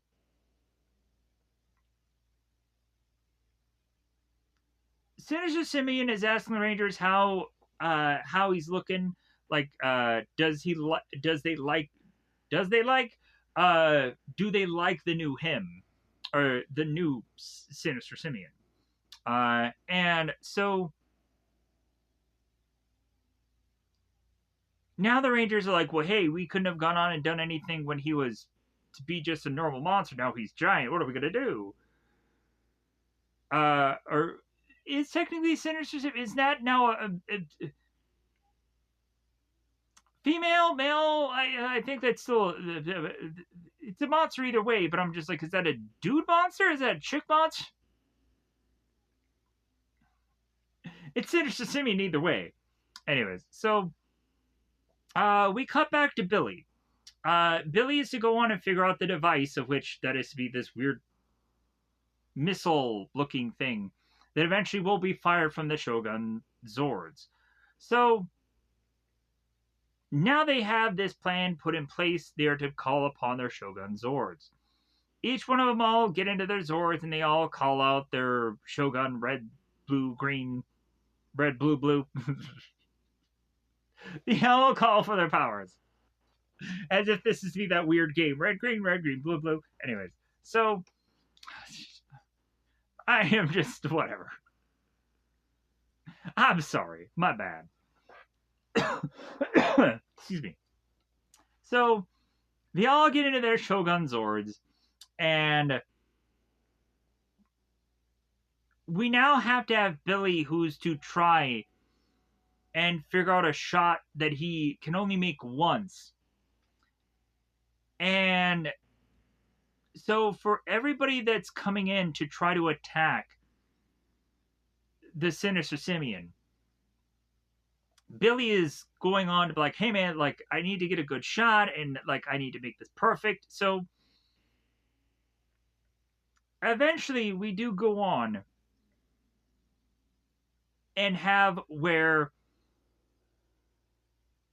Tommy is coming in with his Zord, with also Cat. And he's talking about how he's just going to be the decoy. He's just going to be distracting this monster. I'm like, is this monster ever really going to go on and fight anybody? Ever? Like, I'm just so baffled by this and just so, like, man, we kind of ruined a perfectly good monster that can't really fight the Rangers anyways, because the Rangers will try to avoid to fight it. Just, but so what happens here is while Tommy is distracting it, we then have Billy that comes in with the blast and is to change the Sinister Simian back into Kelly. So the Rangers all come from out of their Zords, unmorphed, and Kat makes her way back to pick up Kelly. So we of course now go on and have both Zed and Rita, and they're realizing that again that they have miserably failed. As well as also, it seems that Zed is kind of pushing this a lot to Rita because of course we just have all these people that are trying to figure out how to just curve the blame. It's like, oh yeah, it wasn't me this time around. It was Goldar this week. Oh, now it's Rito this week. Oh, now it's Master Vile because he's now here. Oh, well, yeah. So it's always that. So now we cut back to everybody at the youth center and also Kelly. And we then come to find out after both Bulk and Skull are to citizens arrest the fruit seller, the Rastafarian man. And Bulk and Skull are going on and on about like, well, yeah, we took our due diligence and hours of manpower and real detective work and so on and so like they go on and on about this and Ernie's like guys and they're like yeah we went deep undercover and we were finally able to catch this man and then here's where Ernie goes on like yeah about that yeah I found the bananas they were just in the freezer so yeah just whoops mistake so we have the fruit seller that goes on and looking at Bulk and Skull like, well, you're gonna hear from my lawyer. Yeah, of course you will. So the next thing we see after that is that Kelly is to go on and make his way or make her way. My apologies. On to Bulk here. Goes on and climbs onto him, gives him a big old kiss, a big old wet one. And then, of course, we go on to have Kat, who's like, well, at least Bulk has made one friend. I'm sorry he has Skull.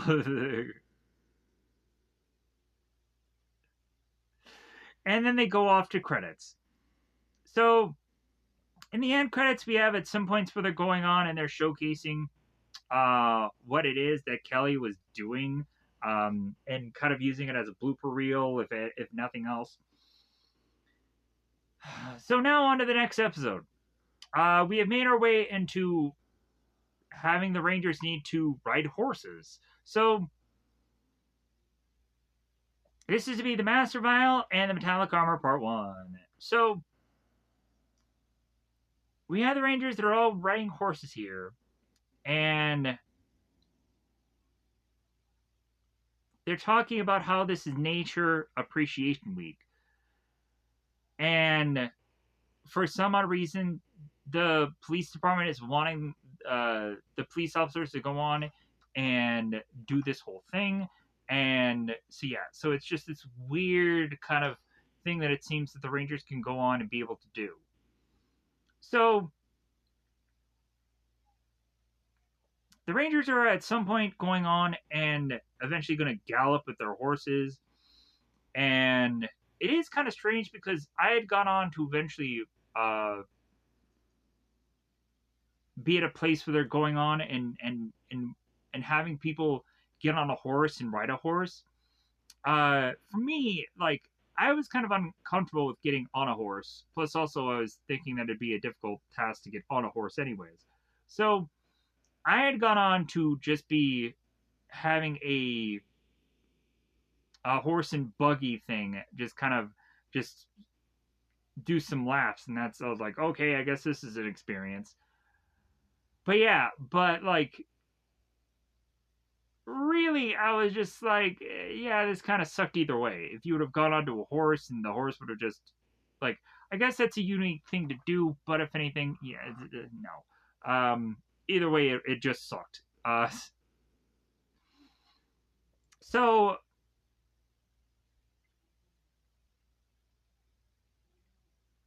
both Bulk and Skull have no real interest in galloping, but Lieutenant Stone is telling them otherwise. So as we start to see that the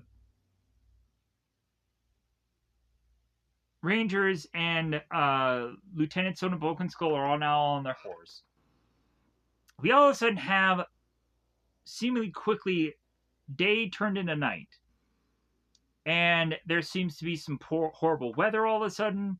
The horses are all scared and crazed and horses. And so the Rangers are all to all get off of their horses because they're unsure about how the horses are all going to act.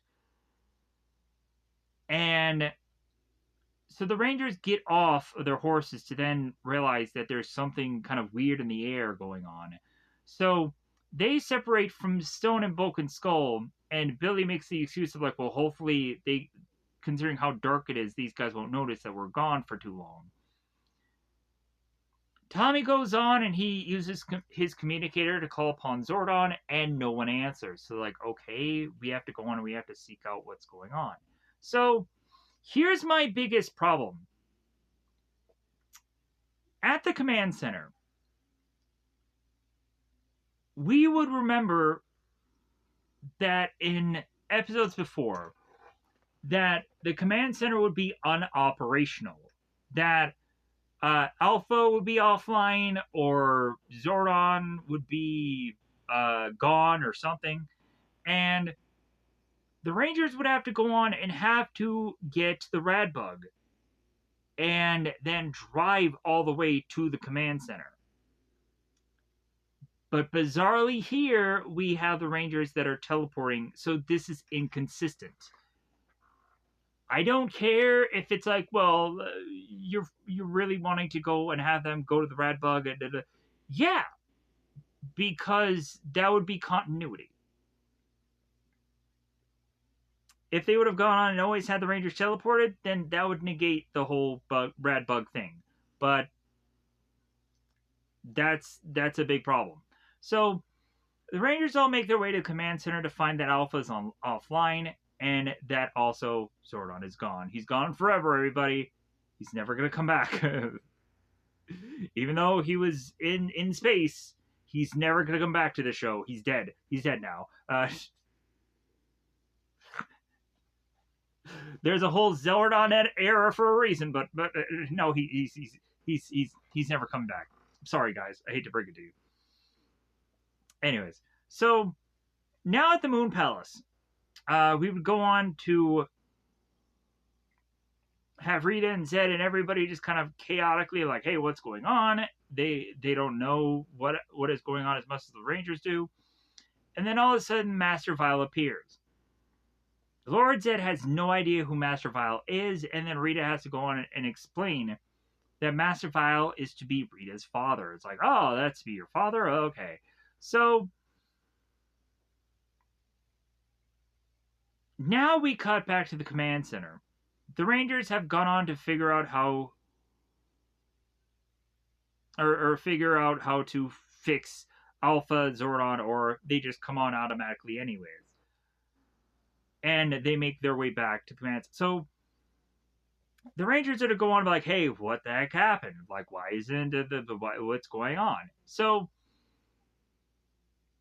Alpha and Zordon are to explain to the Rangers that there had been such an evil presence that had even gone on to knock out their power supply within even the command center that had made them unoperational.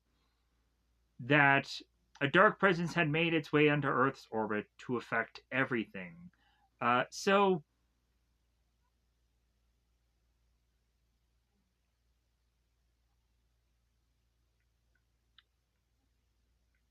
Tommy goes on and asks what the actual evil presence is, which again, which would negate Zordon to say that he isn't exactly sure. But if anything, for them to go on and check the viewing globe. So when they go on and they see the viewing globe, they see that it's Master Vile, Rita's father. Rocky goes on and makes the just brilliant statement of Rita has a father? Yeah, but she doesn't have a mother though. So how is it that Master Vile had made Rita at some point, right? I'm sure the comic books probably explain that at some point, right? Because there was a whole comic book about Rita and Master Vile at some point, which I would like to have gone on and probably have read, so I could have known what the heck was to have happened from that. Did Master Vile just booger Rita up at some point too? Also,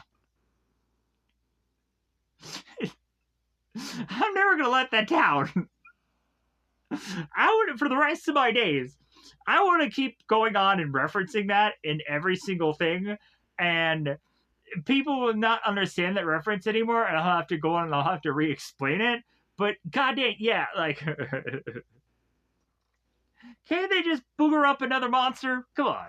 Like, what's with all this Finster making clay crap? Come on. No, let's just crack that egg and just make another monster. Anyways, so Adam goes on and he's to talk about, yeah, what a nice family tree. Man, they're giving donut holes worth of nothing for Adam to do, but every once in a while he just has these one-liners, because that's all he has, right? That's what garbage thing that they do in this show. No wonder he left during Turbo. Because, yeah, like, I think they end up doing one interesting thing with him and Zeo, but, like,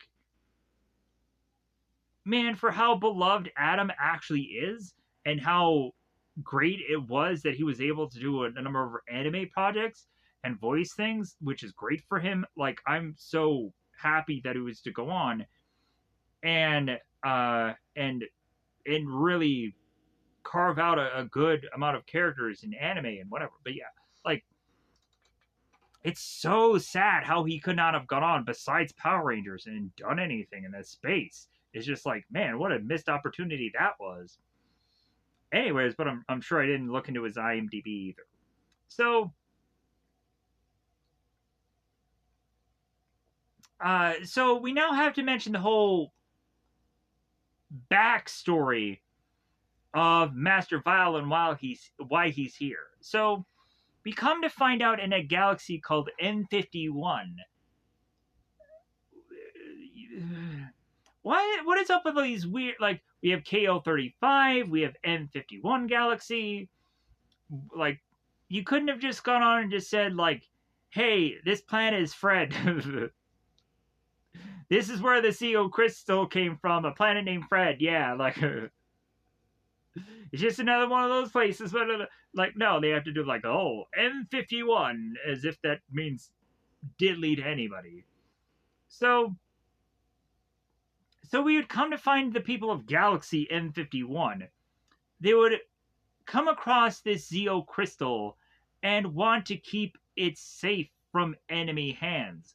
So they would go on and have this crystal to have been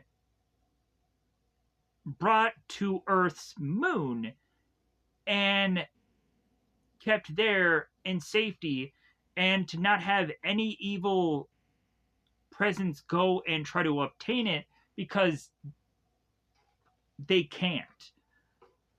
It's also interesting to see eventually this breakdown too, because we have both Kat and both Tommy going after the Zeo crystal, and they were evil once. So it was very interesting to see that whole writing of cleverness, where Zed and Rita are going like, yeah, like Tommy can't go on and can't obtain the Zeo crystal because he was evil once. And that actually was really smart. I thought that was really rather clever. So now, here's where Zordon has to explain to the Rangers about the whole metallic armor thing now. So the Rangers are to find out about the metallic armor and how they have a extra shielding so they can use in battle. And coincidentally, during this time they're going to need it because we would come to find that Master File is going on and making the Tangas a lot stronger. So the Rangers need the metallic armor to become faster as far as their fighting is concerned to face off against even the Tangas. But Master File's villainy of monsters being chosen will definitely work in well with this metallic armor thing. It is kind of interesting though how the Rangers have to use the metallic armor very sparingly, but I'm like, dude, you only have so many episodes left. Just go all out with the metallic armor. Just use it all the time. Just use it to brush your teeth. Use it to just whenever you just need something to just just a just a different coat of paint on the costume. Just thrust on that metallic armor so you can look a little bit different. Like you only have so many episodes of this to be able to use. So, anyways, pushing on. So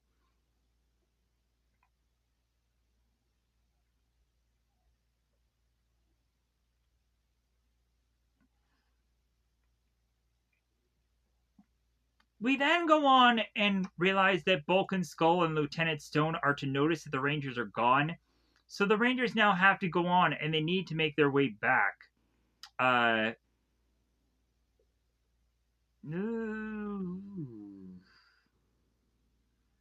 um, no. Um, uh, I got a little misplaced there. So, so the Rangers are going on and watching on the viewing globe as both Bulk and Skull and Lieutenant Stone are to be more focused on that there is a possibility that there's going to be a monster attack soon and not to be focused at all about the Rangers and how they're missing. Lieutenant Stone goes on and mentions about how since there is going to be a monster attack lurking, that if anything, two people are going to go on and need to ride off into the sunset for help. And it seems that Lieutenant Stone looks at Bulk and Skull, hoping that they're going to volunteer to do this. And of course, they're forced to do so. So,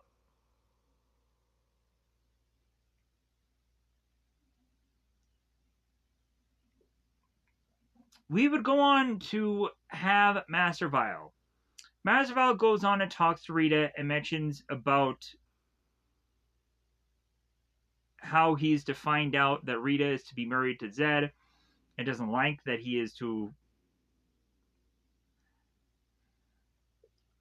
Blah, blah, blah, blah. Rita is talking to Master Vile, and he is somewhat upset that Rita was to have ended up with Zed because, again, man,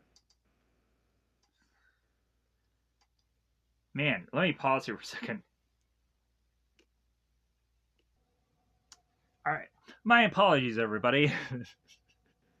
Yeah, it has been a long time because I had uh, decided today that I wasn't going to go on and I wasn't going to eat anything today. I was just going to fast the whole entire day. And it's been a very, very long time since actually going on and doing something like that. So it's just like, blah.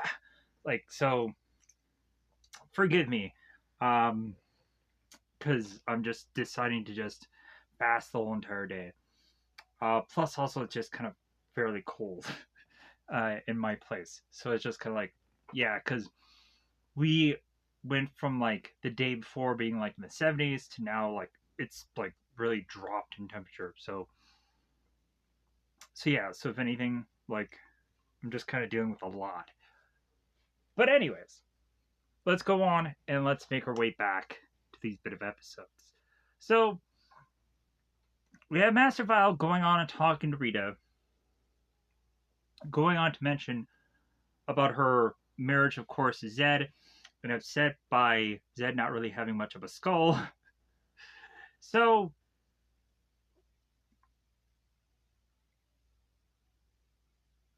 Zed kind of being upset with Master Vile is like, well, hey, well, I'll show Vile that I've gone on and I've accomplished some things.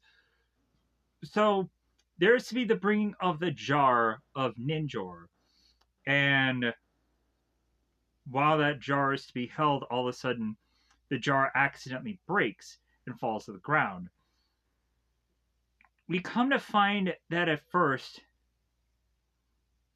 there's to be a toy on the ground, and then Ninjor gets up and then is to try to evade Rito and Babu and Squat trying to obtain him, trying to grab him.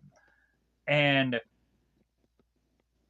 Master Vile is in desperation for them to try to obtain Ninjor because Ninjor is to fit very well into his plan.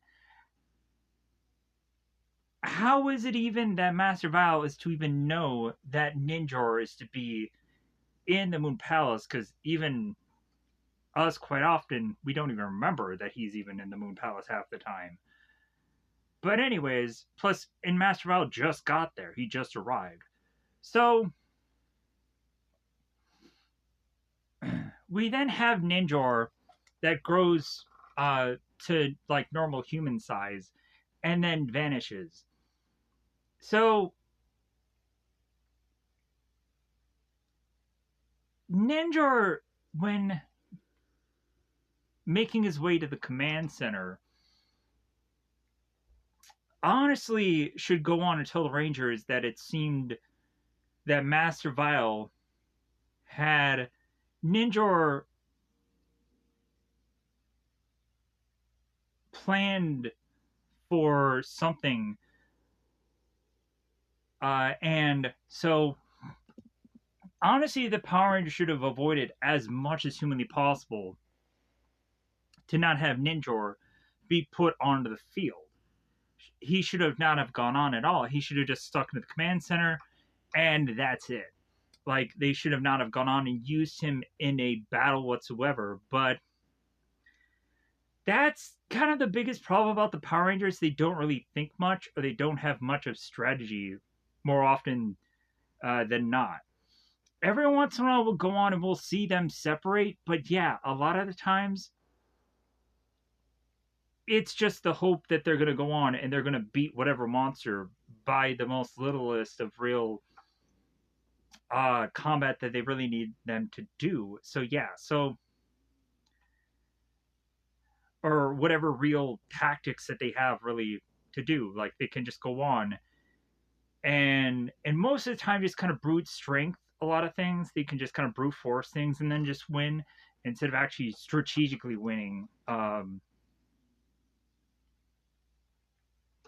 And so I honestly kind of miss the episodes where the Rangers really have to think it through and beat the monsters or the villains or whatever that week that way. Those actually became a lot more entertaining episodes and then them just like brute strengthing their way through everything. But anyways, so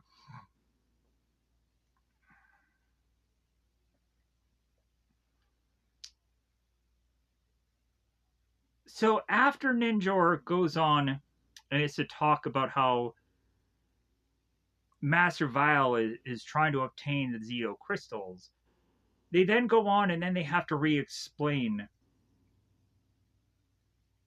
the whole how like the people from Galaxy N51 had kept the uh, the crystals under the Moon Palace, and I'm like, man, that is the worst location to have had the Zeo crystals, as well as also like at least it's not as bad as a Krispy Kreme, right?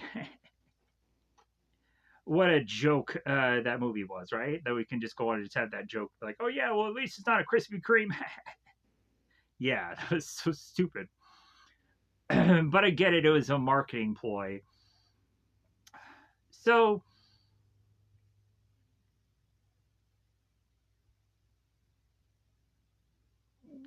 we then go on and come to find out that the Rangers have to eventually make their way into this cave, and eventually it becomes the Cave of Illusions. And they'll have to go on and obtain the crystal there, or the crystal, the crystals, because there's a whole bunch of like crystals that are all kind of lumped together into one big chunk. So we have to realize that at some point both Kat and Tommy are going to make their way there, but it won't be right now. So we have Master Val that goes on and has this sack. Master Val goes on and throws this sack at Zed and Rita and tells them to go on and feed this to the Tangas to make them stronger. Because, yeah, heaven forbid you'd want to go on and you'd want to make different foot soldiers or stronger foot soldiers. No, like, let's just go on and just make the ones that you already have existing just stronger so that way we can kind of save some budget here. So, Zed is to be given this sack, and it's kind of funny because Master Val continues to take Rito like under his wing and someone go, hey, yeah, just watch over me, Rito, and and see how your father will make everything wrong instead of everything right. So Master Val, Rito, and Goldar, they teleport out of there. And so now both Rita and Zed are trying to figure out where Master Val went, and he just went to his space skull, which is such a cool name. It's such a cool name. If anything, it's like God, like that skull though, you can obviously tell like is like dangling by a string. It's painfully obvious. Plus also like the way that they bring in the space skull just is like God, like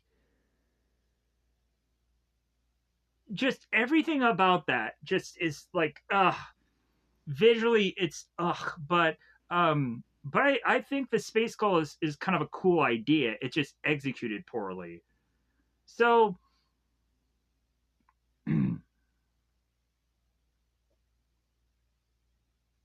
so Master Val is going on and telling both Rito and Goldar that he has some work to do, or he has some bubblegum to chew, or some booger to spew up. So, man, Master Val is really hawking up a loogie. So, here's where Master Val goes on and he heaves out this green egg, cracks it, and then has ooze. It wasn't ooze, it was slime. It wasn't slime, it was ooze. Anyways, so, and so from out of this, we have the blue blobber. So,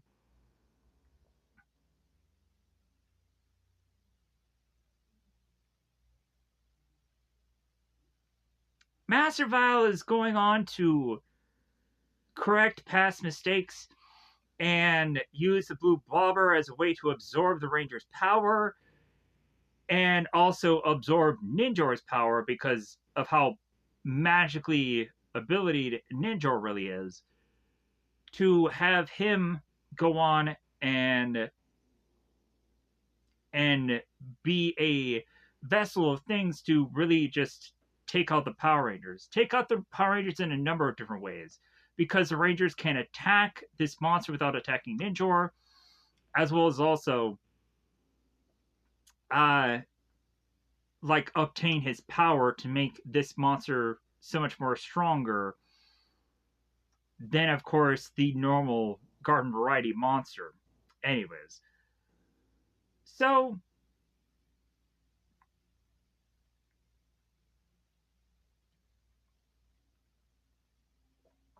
we then cut to Master Vile talking to Rita, asking if they had gone on to give the Tangas that sack yet. That big, huge sack. God, there's some times where you just go on and I just talk and I'm just like, God, I'm just stupid. Anyways. But I just say this stupid crap anyways. Anyways. Back to the command center. We are I-ing away at realizing that there's an attack going on Angel Grove, and the Tangas are chasing Bulk and Skull. The Rangers all have to realize that they have to morph, and Ninjor is to be stuck at the command center. The Rangers all call to action, and so they face off against the Tangas. It's kind of strange because you would probably think that they would be in their ninja powers instead of their morphing powers, because this is just Tangas. Why are they morphed? So the Rangers face off against the Tangas, and they realize how different these Tangas are. Man, are they tough! So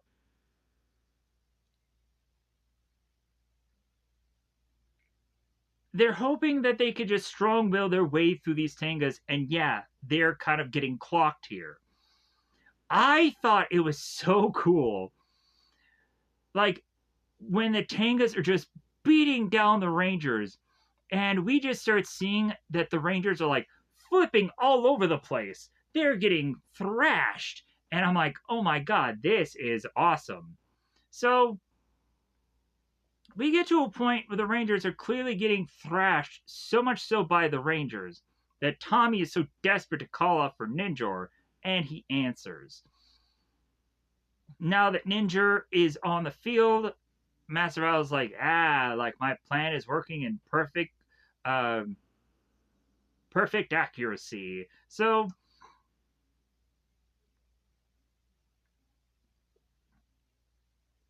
now that the Rangers would be struggling to face off against the Tangas, we now have Ninjor that is struggling against the Blue Blobber and the Blue Flubber.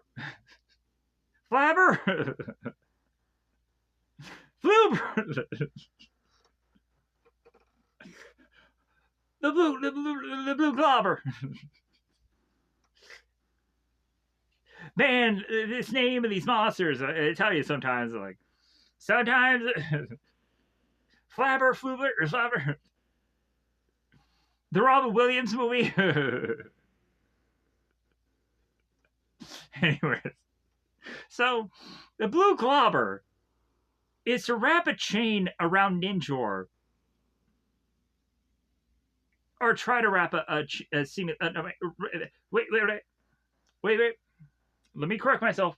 The blue globber is to wrap his hands around Ninjor. I almost thought it was a chain for a brief moment there, but I was inaccurate. My apologies. And Ninjor decides that he wants to grow big and massive, hoping that that will get the monkey off of his back, or in case, the blue globber. And because the blue globber can absorb Ninjor's powers from behind him, the blue globber becomes giant himself, grabbing onto Ninjor and draining him of his power.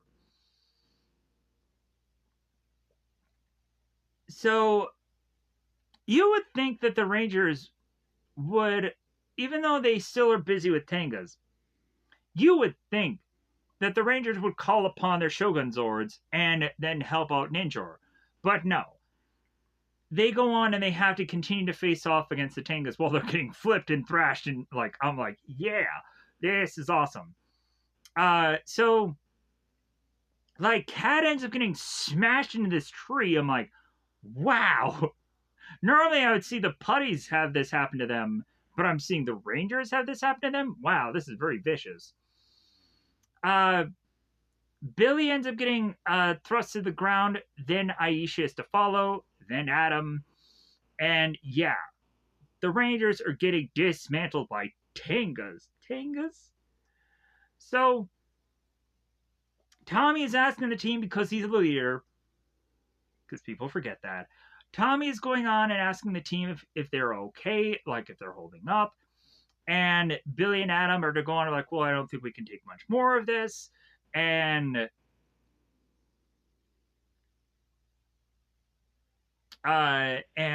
Rocky is thinking that it's about time that they use their secret super special weapon, which is to be the metallic armor. So they end up like weirdly thrusting into the air. They like it's like the superhero moment or the Superman moment where like Superman is just kind of running in the and then he like thrusts his like I guess I can just do it like this where he's like and like they have the Superman logo. Same thing kind of here where the Rangers are like thrusting into the air and like you're seeing your pecs or your chest just kind of like anyways. So we have our characters that are thrusting in the air and then the metallic armor is to be powering up here.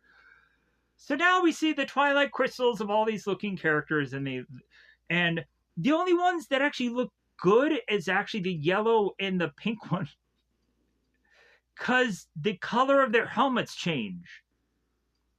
That's the best part. Like, if anything, when looking at all the other helmets, I'm like, yeah, that doesn't no shine. It's not shiny. Like, it just looks so weird. It's off-putting to me. So like I get it that there was only so much budget to probably put into these costumes, but then also it's like, what were you thinking? like I guess you weren't gonna go all in on these suits, right? Because they were only gonna be used briefly, so who cares, right? But like, you're really cutting corners, also. So they mostly focus on Tommy here because all the other Rangers kind of quickly fight off against their Tangas. Like we see Rocky, Billy, Cat, then we see Tommy that he has this whole like he has this pose thing, and then all of a sudden there's this like huge white bit of light that again is just kind of migraines, and almost to the point of I'm just kind of tempted to man, where are my glasses? Let me pause here. All right, second break. Second little break here. But yeah, um, yeah, these were luckily just kind of like hiding somewhere, so I had to kind of figure out where they were. But back to action here. So Tommy goes on and does a pose and then says emergency's over, and so they make their way back to the command center. They mentioned about how the metallic armor was actually beneficial against them going up against the Tangas of all things. Tangas. Man, it is kind of good though that they do go on and they make the minion characters stronger, the foot soldiers stronger. Uh, but man, did I really like it when they went on and they did that whole episode where they really had to focus on the putties getting uh to need those special weapons to defeat them. But then, like, the problem with that is we completely forget about it. The Rangers go up against these super putties, and then they can just defeat them hand to hand combat, and we completely forget about those whole weapon things existing. So, weirdly or strangely, the Rangers didn't need a special bit of weapons; they just needed metallic armor to just um, defeat the foes this time around. So,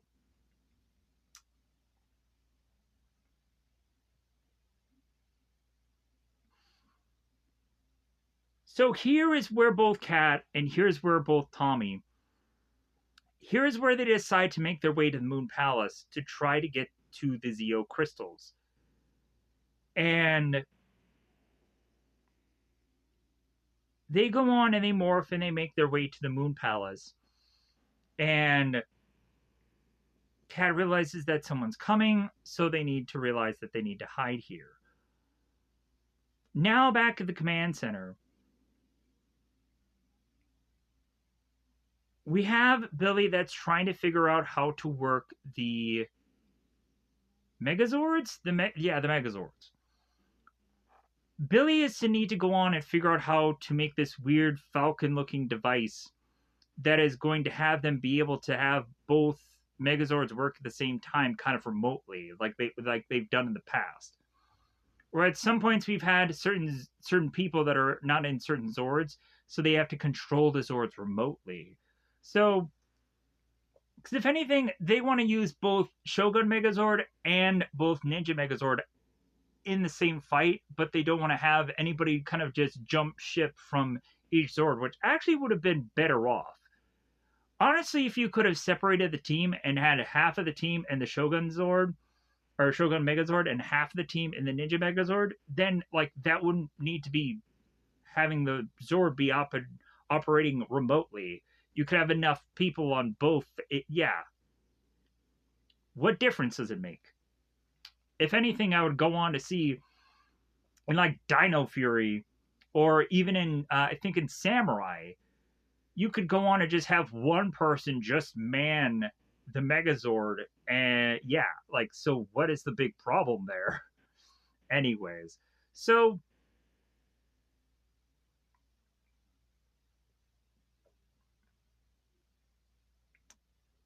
so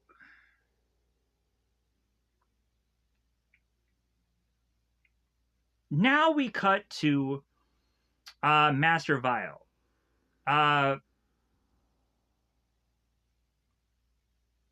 Master Vile is going on and talking to Ninjor as he's chained up here. And it's kind of funny how Ninjor is like, "You're not getting away with it." And Master Vile's like, "Why do people keep telling me that? If anything, I am getting away with it. I'm continuing to get away with it. So everything that you guys are telling me, it's stupid because like everything that I've been planning is falling into place perfectly. So yeah, like I'm going to continue to get away with it because if anything, also Master Vile never gets caught. Like he ends up escaping by the end of all this. So like if anything, like he can be as evil as he wants because no one's going to stop him. No one's going to destroy him. And eventually, after a certain number of episodes, he will then leave. And it's like, what a big missed opportunity that we're never going to have this character again. Like, that's the thing that just is so irksome sometimes about Power Rangers, where it's like, man,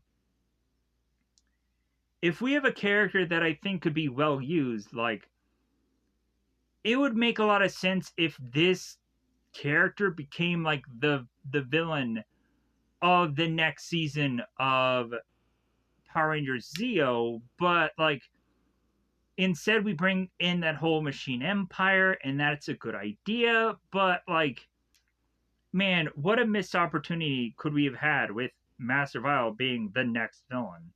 But again, we probably would have gone on and still like if we would have gone on in the first season and had Rita, then in the second season we could have had Lord Zed. And then the whole third season we could have had Master Vile.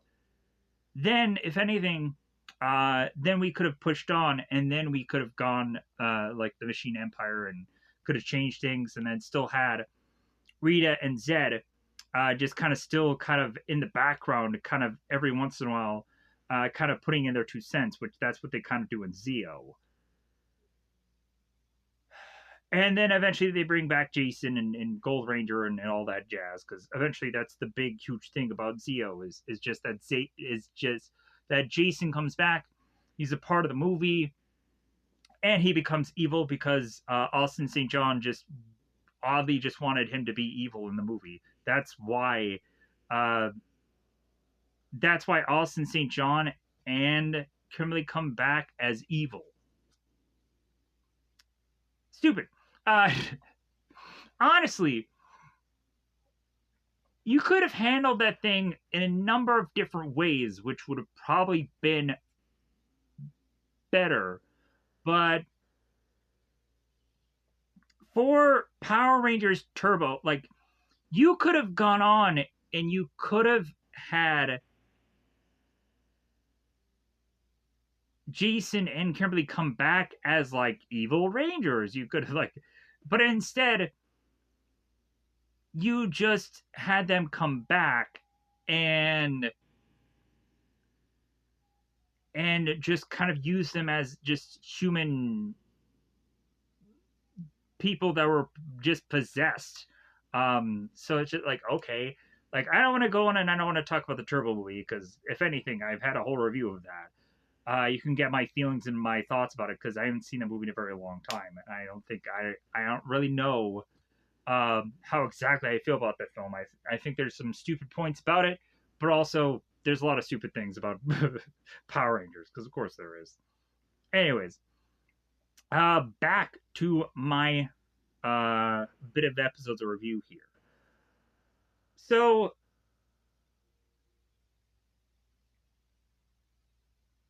Master Vile is continuing to get away with it, like he's been saying, and so his next plan is to be wreaking havoc on the city to get the Power Rangers' attention.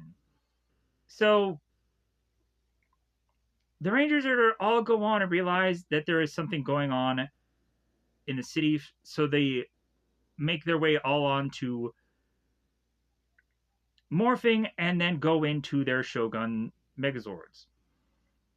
Billy goes on and takes a little bit of device that is to be in the Falcon Zord. And Beauty Baba Yaga had gone on to do I think it was like a mega force or super mega force review. And at one point she goes on and she talks about how, man, it's super rare to see the Rangers going into the Megazord and fighting. And I'm like, well, even in here, we go on and we actually see the inside of the Megazord at some certain point when the Rangers need to go in and start climbing through all these ladders through a Megazord that is rusted. So we get to see the inside of a Zord, even in Mighty Morphin. So, like, that kind of staple of a thing does happen, but it's super rare. But if anything, within Super or Megaforce or Super Megaforce or whenever that happens, when they're actually battling inside the Megazord, yeah, that fight that's unique. That doesn't happen very often. So I'll say that like she's right about that. She's absolutely right about that. That uh that yeah, it's very rare for you to see the inside of a Zord besides its cockpit. But yeah, but you actually do get to see the inside of a Zord during Mighty Morphin also. Anywhere else, let me know in the comments below. Like, you can obviously say, like, Astro Mega Ship, yeah, that's a given. Yeah, in space, like, the guys are riding the Megazord all the time. So, yeah, like, that's a given. But if there's ever any other unique occurrences, like, I would even call upon, like, the comic book to say, like, well, yeah, like, Billy had to go on into the Zord and try to stop it that way. Every once in a while, yeah, there'll be some interesting things that they do with the Megazords, but let's push on here. I'm getting too lost in the weeds. I apologize. I'm sure this is going to take 12 hours to review this one, these 6-bit stuff episodes. So I'm tangenting off. But anyways, so Billy goes on and puts in the little fake Falcon Zord into the instruments, and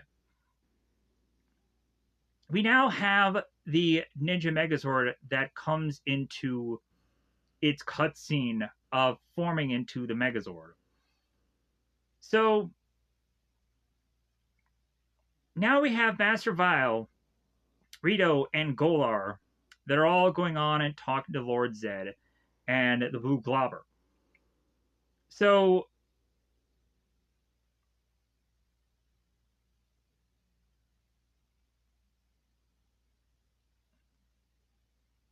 the whole master plan that Master Vile has, Master, is to go on and absorb all the Rangers' energy from their Zords, and will render what they're trying to do moot. Because heaven forbid you go on and you actually physically just absorb the Rangers, right? So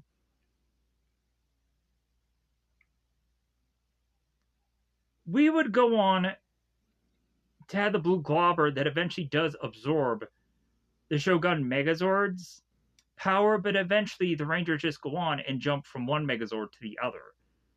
They eventually just go to the Ninja Megazord and start fighting the monster that way, hoping that it's like, well, hey, we'll go on and we'll jump to this other Megazord, and then the Shogun Megazord will go on and get its power back. So it's like, okay, now we have these two Megazords, Megazord. So now cut back to Kat and Tommy in the Moon Palace. So as Zed and Rita are both talking, Kat makes her way to them to distract them. Because Rita and Zed are talking about, man, if we could only get to the Power Rangers. And Kat chimes in, it's like, well, what if one could help you? And Rita and Zed are like, huh? So, very Tim Allen home improvement-ish. So, Kat reveals her face and unlatches her helmet to explain to both Rita and Zed that she wants to become evil again. Kat had gone on to explain this to the team that, hey, yeah, guys, I'm going to go on, and when we make to the Moon Palace, like, I'm going to go and just let Tommy be able to take all the time in the world to get these Zeo crystals, because I'm going to distract Rita and Zed and explain to them that I want to be evil again. And so Zed and Rita are going out like, so you want to become evil again, huh? See? So now we go on and we have a to be continued. And in the credits, we end up seeing a kind of a blooper reel of Bulk and Skull and Lieutenant Stone trying to ride these horses. And there's at one point where Skull, he can't go on, get off the horse because the horses are too close together. So that's the bit of blooper reel going on here. So now we cut to Master Vile and the Metallic Armor Part 2. The Rangers that are go on and realize that they have gotten absorbed by the Blue Globber, and they can't be able to use this sword. Billy is going on and making adjustments upon this sword, and then realizing that, hey guys, yeah, we probably have to go on, and we have to abandon the Shogun Megazord to get into the Ninja Megazord, because if anything, yeah, the powers are all drained. So cut back to the Moon Palace. So Kat is going on to mention to Zed and Rita that she is getting a change of fart here. She's going on and wanting to become evil. And so Zed and Rita are like, well, you know what? We've had so many kind of evil Rangers that have been flip-flopping in the past. So, you know what? This time around, we're going to have to go on. And we're going to have to introduce a bit of a device called a Revivifier. I'm sure I'm not saying that correctly, but if anything, yeah, the Revivifier. So, Kat is going to be like, well, hey, what could that possibly be? So, Zed and Rita go on to explain that the Revivifier is to be a device that Kat is to be forced into that will change her from being good to being evil. And so, or in this case, being good to whatever the heck else is past eval. So,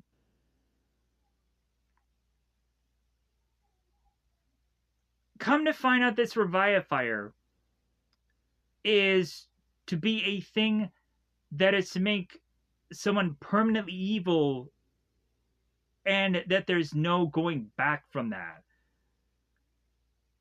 So, luckily, the process of this Revivifier just takes forever to actually do, because Tommy is going to go on and take his sweet, sweet time going on and retrieving that Zeo crystal by going through the Cave of Illusion and not knowing what is really there and what really isn't. So,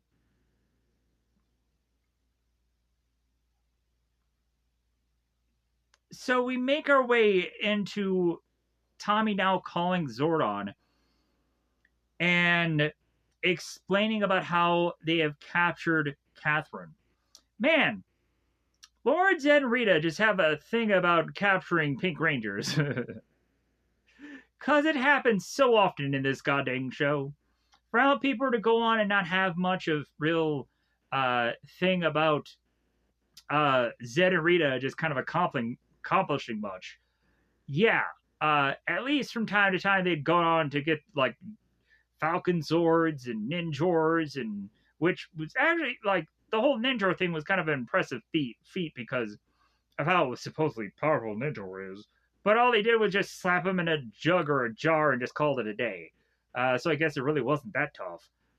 But yeah, but endlessly there too often to just capture these Pink Rangers, even though Kat is kind of going through her own decision making to have been captured. Because Tommy says the word captured, yeah, that doesn't exactly fit here. Because Kat can go on and just walk away and be like, "No, I'm just lying. Yeah." So Kat made the choice. So Tommy goes on and dials up old Zordon and is to mention about how Kimberly is now captured, or Kat is now captured. God dang it! And is to be quite possibly be under a machine to make her evil. Zordon tells Tommy, it's like, well, then you must need to hurry. You need to go on. You need to get into the cave of deception. Wait a minute, I thought it was a cave of illusions. Either way, illusions, deceptions, somebody's getting effed, and it's not going to be the spirits or ghosts of whatever this is to be inside of this cave. So, facades? Yeah. So,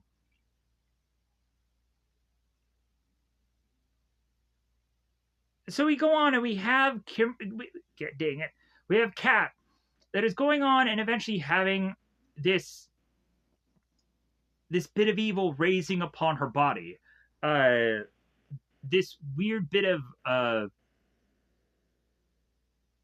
of red or pink that is kind of circling around her. And we are to go on and have both Rita and Zed, who are checking on the progress of what's going on with the Rangers as far as the Shogun Megazord and the battle that is to be happening. So,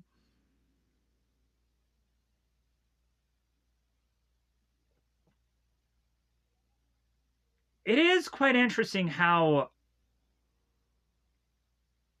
even though Kat is to say that she wants to become evil, the way that she is talking to both Rita and Zed, it doesn't seem that way. So it feels like a lie.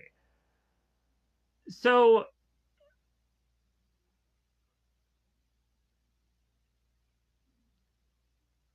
both Rita and Zed are to also come to realize that Tommy is going to make his way to the Zeo crystals.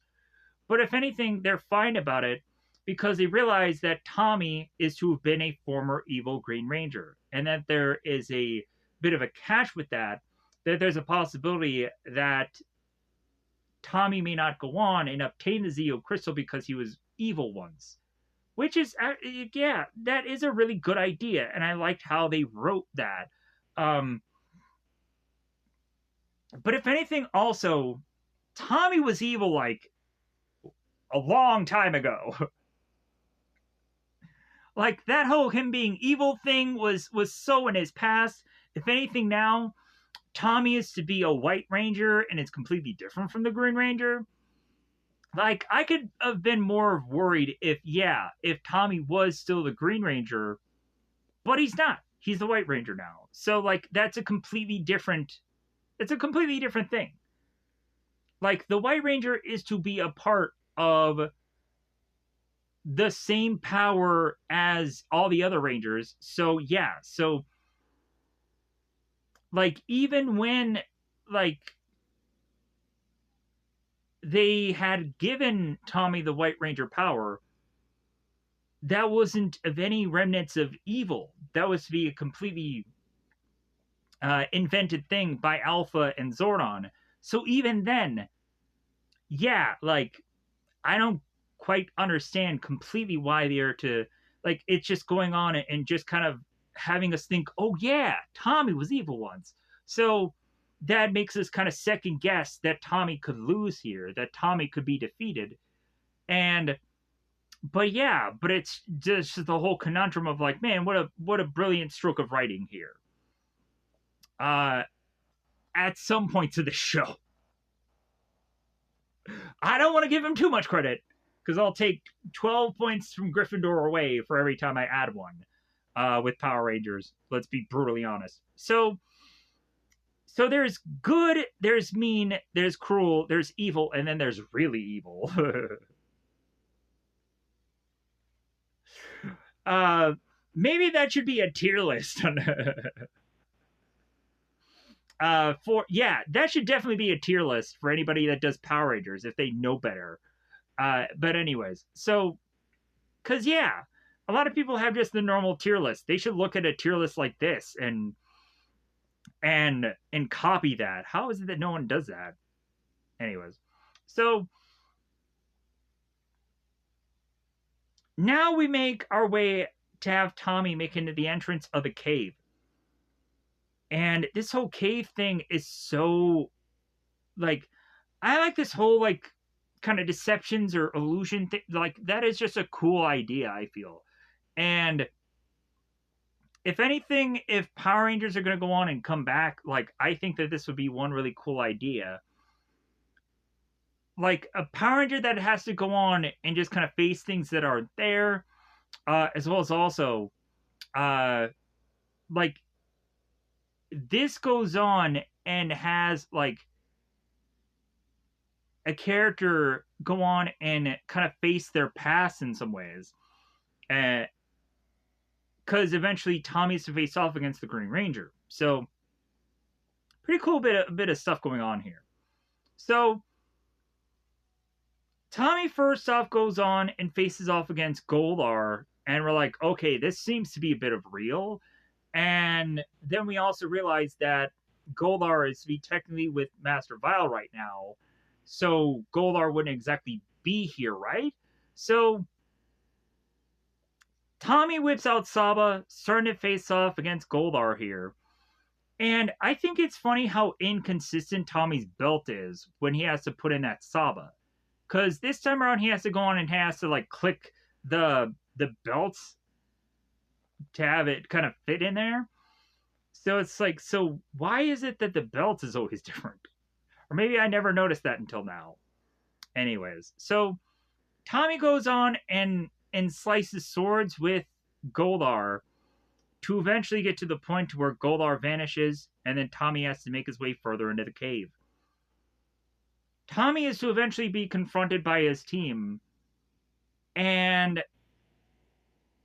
immediately, in my brain noggin, I'm like, the Power Ranger team are going on in their Power Ranger suits and explaining to Tommy that they had lost.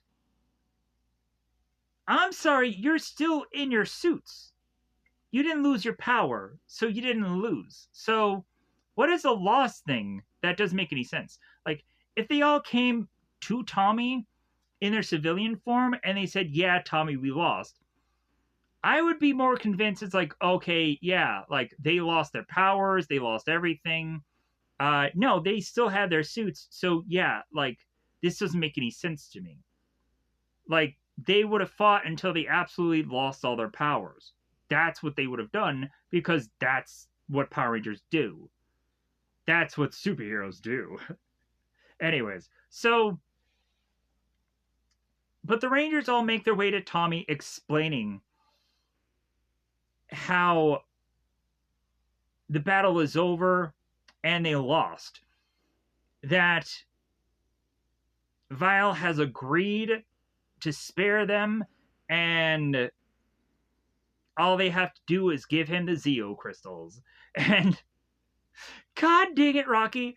Um, like Rocky ends up getting this like cool bit of line here, where it's like, uh, Tommy, you've got to join us. Surrender now. Come on, Tommy.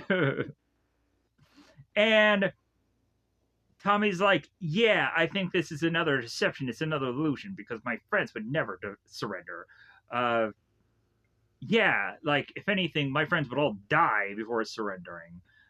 So the next thing we see is obviously Tommy the Green Ranger, which I'm like, yeah. The only problem is that we still had that Brillo pad shield.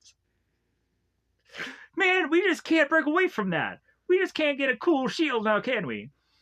Man, we just still have to have that stupid Brillo pad. God dang it. Um, so so obviously Tommy the Green Ranger, as Tommy, goes on like, yeah, like so it's like you're right, Tommy. Your friends would never surrender, but if anything, uh, your friends will join him. So the Rangers all start to go on and start to surround Tommy, the White Ranger, and then eventually they all disappear. The next thing we see is just consistently where either Rita is with Kat or Kat is by herself in these more consistent illusions here. So, man, am I really going through every one of these illusions, but eventually I'm going to try to cut through a lot of this stuff here because eventually there's so much stuff going on. So, Rita is to go on to explain, well, illusion Rita is to go on to explain to Tommy that they had gone on to be able to make Kat evil and that Tommy will go on and be next. It's like, I'm sorry, he's already been there, done that, so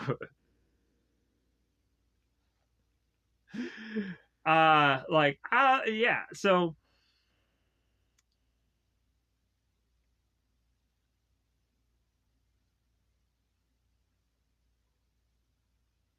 so Tommy is to be convinced, of course, this is another deception, another illusion, and is to just realize that eventually the illusion is to fade because he has the power inside of him to not become evil, and so he's convinced that there's no way he's going to give in.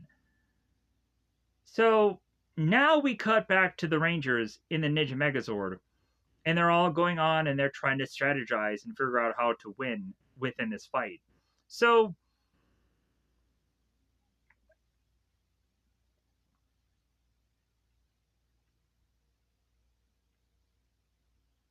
uh, uh so Billy is going on and saying here that since the Ninja Megazord is basically their only line of defense here, that they hope that this is not going to be uh, at a point where they're going to lose all the power or the energy in this Ninja Megazord 2 because this is the only thing that they have left. So we have Master Vile going on and watching on as this fight, and it feels like Master Vile is kind of guiding the Blue Globber whenever Master Vile goes on and does these strikes. Blue Globber falls identically with every strike. It's really actually interesting. So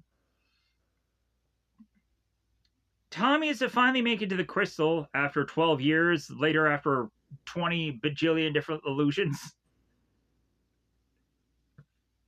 And so Tommy then goes on to finally make his way to the last illusion, which is Cat of all things. You would think that maybe the last illusion would have been Tommy himself, in my opinion. Like, because I'm reflecting back on when Tommy was in Dino Thunder and he was facing off against his former selves. Um, I would think that that would be a really good way to like finish this up by if there was a hint that the Green Ranger was to go on and come back, why not have him battle Tommy one last time? Like that would be kind of a cool way to wrap this up. Even though, yeah, like Return of the Green Ranger did that pretty well. Honestly, Tommy like fighting the former evil that was within inside of him would be really interesting. But again, like all these things are illusions anyways, so like I guess Cat makes a lot more sense. So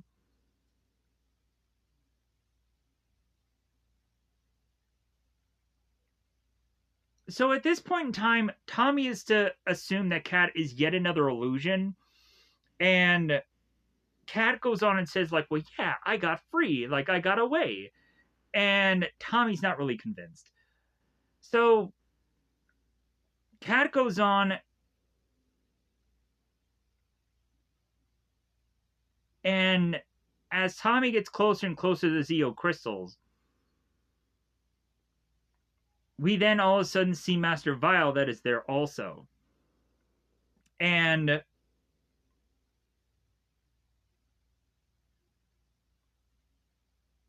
the assumption is that Master Vile is going to try to obtain the crystals, but Tommy's like, no, Master Vile is just to be an illusion because he's not going to get the crystals because he can't. And he's not going ever so close to the crystal, so he's just waiting for Tommy. But Master Vile is to disappear, so now all that's left is just Tommy and the illusion of Cat. So as Tommy gets ever so close to the crystal, Cat goes on and tells him to not get to the crystal, to leave it alone. Cat goes on and tells Tommy to give it up, that he at one point was to have been evil, and that also the force field of this crystal will destroy him. So why try? Tommy, if anything, should honestly realize that he's actually very much at a point where he needs to do all of this quickly. Because not only is Cat being turned evil by that Revivifier, but then also Tommy's friends need him. The rest of the Rangers need Tommy. So, if anything, Tommy should not be debating whether or not he can get to this crystal. If anything, at this point, Tommy's the only one, so he needs to pick up the pace. So, as Tommy goes on and grasps at the crystal, we're reflecting on Tommy's whole journey of being a ranger at this point. Even to the point where there's stuff we're focusing on where he was evil at some point. Where he came in and he destroyed the command center. He appeared into the Megazord and is like, "Hail Empress Rita," and just started clocking all the Rangers, and it was awesome. Man, good times, noodle salad. But then it is kind of funny how like it seemed that there was like a big reflection on just kind of some of the greatest hits, the better episodes, instead of going on and reflecting on just stupid bullshit that they just had just clips for. They actually went with actual episodes that were actually really good. There is at one point where I think Billy and Tommy are working together, which I don't remember what that is. And then they also cut to the Face Stealer episode, which I think is a really good episode for this season, besides changing of the Zords. if anything, it would have been cool if they would have just briefly showcased again, just Tommy mopping the floor with Lord Zed. That would have been pretty sweet. But they didn't. Uh, but they bring back to the Face Stealer episode, which yeah, it was cool. So Tommy goes on and obtains the Zeo crystal, and the illusion or deception of Cat disappears. So Tommy goes on and makes his way back to Cat and makes his presence known to both Rita and Zed. Tommy tells Cat to hold on as he's going to use the crystal uh, to drain away or to what is the perfect word here? To get all of the evil that is to probably consume Catherine away from her by him using crystal to kind of retract all that. So Tommy comes back just in the nick of time because, of course, he does. And then he goes on and tells both Leader and Zed that, hey, you guys have something of ours and we're going to get it back now. So Tommy goes on and grasps to the item that has the Falcon Zord because for some strange reason, like, we have completely forgotten that that is even a thing. And Cat is going on and telling Rita and Zed, hey, cheers, yes. So Tommy says, yeah, we'll see ourselves out. And then they teleport out of there.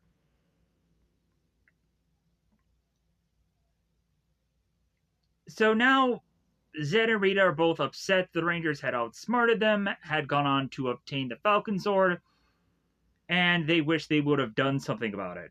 You would think, with specifically like Zed, he had his Z staff. Where was the thought there? Was to have them be caught off so off guard that they couldn't have gone on and done one attack before Tommy and Kat could have left here? Just dropping the ball left and right, Zed and Rita. So now we cut back to the Megazord fights. We come to find that Blue Clobber has finally gone on to use some kind of slime or ooze to thrust upon the Ninja Megazord. And it's black and it's not blue. That doesn't make a lot of sense. So the Rangers are really taking over some hefty damage now. And then all of a sudden, the next thing we see is both Kat and Tommy coming in with the Falcon Zord. Yeah! So I think Tommy goes on and mentions about a quote about taking care of business. And I think in an episode that happens a little bit later, I think he ends up saying the same thing, where it's like, yeah, let's take care of business. Or maybe that is to be his go-to line whenever, like, yeah, maybe that's the thing that he just didn't catch before. But it was weird because I was sifting through these images of these episodes, and I would come to find that an episode later, he mentions the words taking care of business within a Zord. And then I go on and I try to find the more accurate thing that I wanted to just kind of get to here. And then he says, take care of business. So he says it more than once in these episodes. So the Falcon Zord comes in blasting on the fingertips of the wings of the that didn't seem right. The Falcon Zord goes on, and on the wingtips the Falcon Zord goes on and does all the concussive blasts that are to blast the Blue Globber. I, as a kid, did have the actual Falcon Zord toy, and god dang was that dope. Yeah, like, the Falcon Zord as a toy was so cool. Like, yeah, like the Zord was like the size of my arm. Not like this way, but like, yeah, but it was very long, and like it was so cool when you could like really adjust the wings. Like the wings would go on and like cut, like they would kind of go like this. Like, so it, like, I was always concerned that anytime I would go on and I would move the wings that I would break them. but it was always cool to do like the whole like the Falcon would be flying, and then you could go on and you could do. I think more often I did the attack where the wings were this way and they would just be firing down, they'd be gunning down. Like that's what I always like to do with the Falcon Zord. Weirdly, when I had the toys, um, I don't think I had the Ninja Megazord because I just didn't. I think that was just too pricey. Plus, also, like I was to have had like the Megazords that came before that, like the Thunder Megazord and the White Tiger Zord. So yeah, so uh, I think that a lot of that movie stuff was eventually to be kind of really expensive, and so like me getting the Falcon Zord, I'm like great, like at least I got something. Um, like I was grateful, like I was like cool, like I like because yeah, like I think that like I was very lucky to again as a kid get anything that I was to get for toys and whatever. Because yeah, like uh, because yeah, there'd be like Christmases where it were like when looking back, I'm like, man, I had a huge amount of just action figures and all these set pieces and all these dioramas and stuff. And man, it kind of like has me like regret now not keeping any of that stuff because I just didn't think about it. Or also like we moved far too often to uh to really want to keep that stuff. It just didn't happen. Like it just like we just moved so often, and eventually, whenever we'd move, like I just felt like I would lose something. Like but if anything, the thing that I would have wanted to keep the most is the Power Rangers weapons. I wish I could have kept those, but oh well. Like it's a thing where it's like, well, like just hindsight, just not thinking about it. Uh, but it would have been cool if I could have gotten all those things back. But I just like bought them back. But there's always time, right? There's always like there's always going to be an eBay. There's going to be something somewhere. So uh, maybe at some point, maybe eventually when this does do well, maybe we'll be able to uh, recapture a lot of my childhood things. That would be great. Like the one thing that I think I'd want is the the Zeo staff, like the Zeo Gold Ranger staff. That's one. Um, I did have the in space like blaster, the one where you'd have to like there's two guns in one. You could separate it and do like that would be a cool thing to have. Other than that, yeah, I think it would probably just be the weapons, morphers, and that's about it. Um, I had the Zeomorphers, and I think that was about it. Um, that's the only thing that I could think of morpher wise that I had. So that also would have been another thing that I wish I could have kept. But oh well, I wasn't thinking about it now. Anyways, so you never really think about these things. So back to the thing at hand here. So we now go back to the Ninja Megazord, and it needs to go on and needs to do its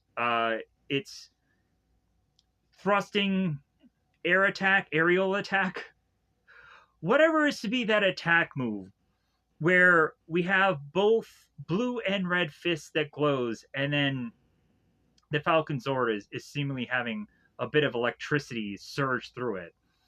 Then we go on to see both Ape and Wolf with the arr, arr. It's still quite interesting how I had been able, but I guess they really didn't do it enough. Like, been annoyed by any of those animal things. Yeah, like, because, but it also is rather interesting that I haven't gotten annoyed by like Alpha and Zordon or any other things. Like the only thing that I think is the most annoying is just the communicator beeping. Other than that, like it's kind of shocking how like what things you could get most annoyed by the show, or even be annoyed by me, the person that is going on so many tangents. So we now cut to the Blue Globber end up getting defeated here, or so we think. And the Blue Globber goes down to like, oh man, you didn't defeat me, I'm just getting started. The Blue Globber ends up changing into the Ninjor form of his body. And so now we have Master Vile that is telling the Rangers that they have now met their match. So we now have the Ninjor Blue Globber go on and start attacking these Zords. And again, Master Vile is mimicking what all Blue Globber is to go on and do. At some point, the Megazord, or the Ninja Megazord, is fighting back, and the Ninjor is feeling the impact.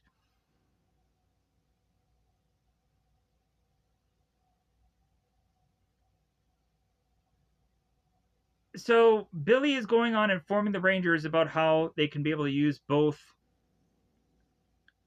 Ninja Megazord and Shogun Megazord because it's back to operational controls. So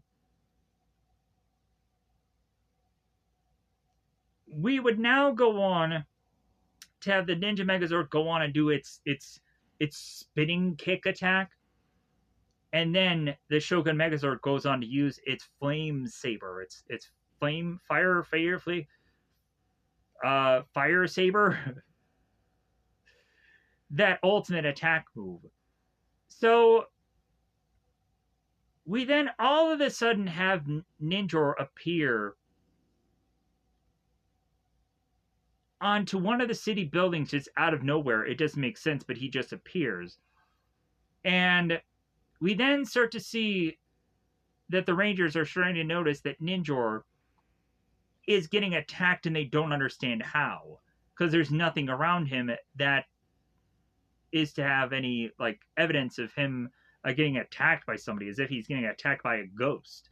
So the Rangers, the more and more they realize that Ninjor is getting under attack and there's no understanding of what's really going on and how they can figure out how to help him.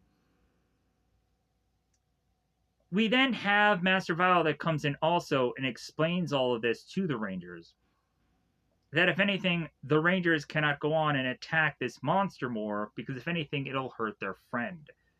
So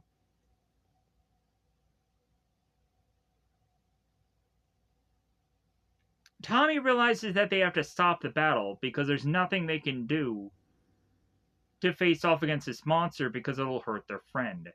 So Master Vile in turn is telling the Ninjor powered Blue Globber to then suffer the wrath of Master Vile and finish them. So as the Blue Globber continues to attack, eventually the Zords suffer and the Rangers start falling out of it. The Rangers are all now to be in some back alley somewhere, and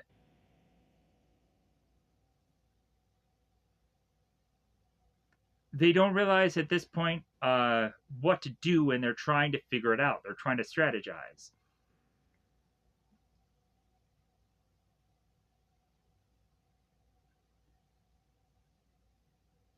Master Vile goes on and takes all the Rangers' Zords and is to take them to another place, which is to be M51, and to be rusted out and kept there away from the Rangers.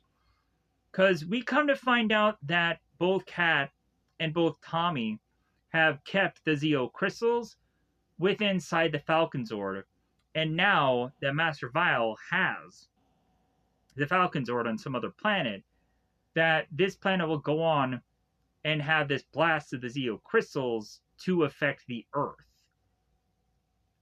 from a huge distance, which makes no sense. So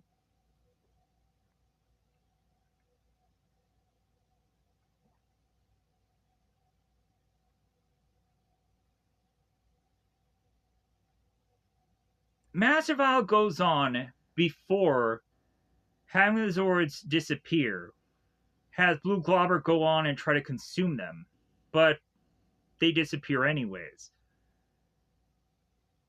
Blue Globber goes back down to normal size and starts facing off against the Power Rangers. Blue Globber starts to go on and start draining the Rangers of their power, and Billy goes on to tell Tommy, hey, they need extra protection.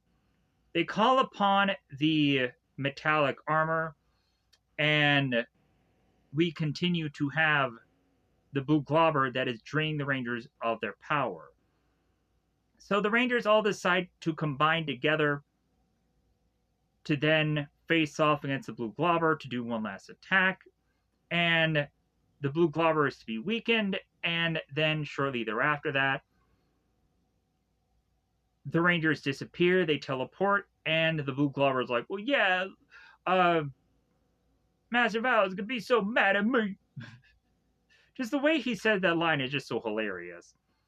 So, we also have Master Vile, before the Rangers leave, goes on and explains to them how, like, he is to destroy the Earth soon, and that he's going to have a party.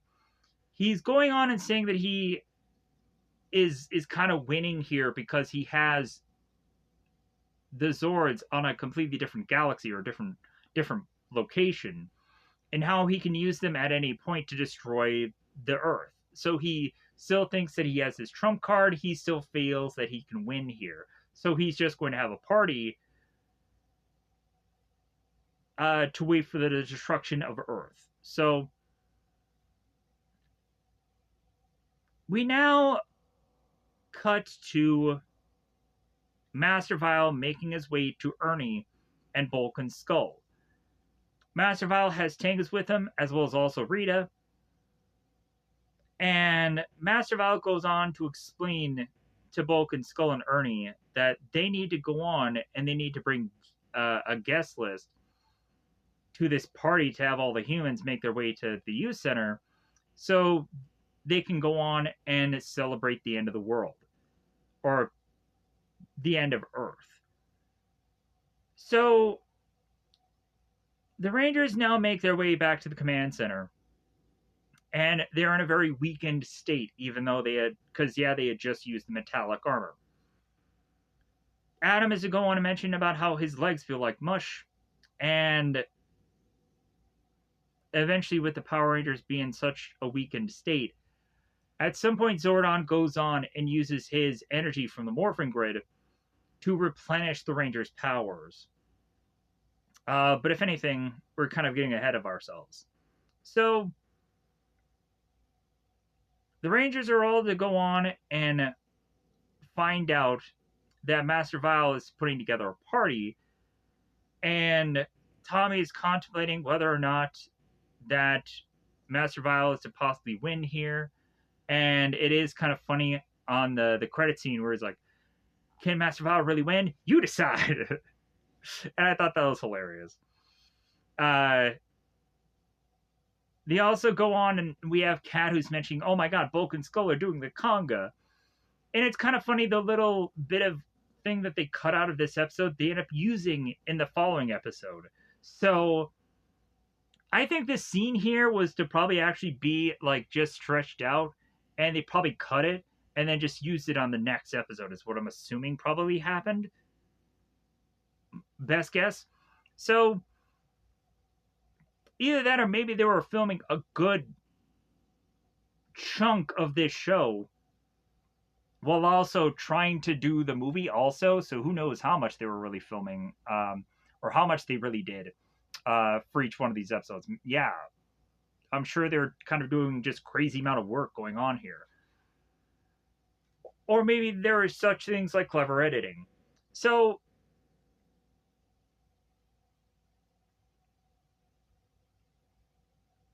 now we cut to the next episode. The Rangers are back at the command center, and they are to, like before, make their way to the viewing globe. And Tommy this time around doesn't go on and say, "Hey, Master Vile, is he to really have won?" Instead, they're looking at the viewing globe and noticing that there's a whole party going on at Master Vile's end of the world party, is what is just to be seen on this building.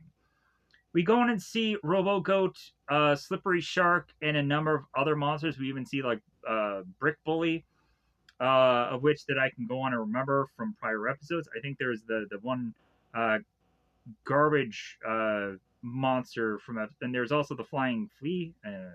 Anyways, there's a good chunk of monsters here from memory. There's also the oyster monster.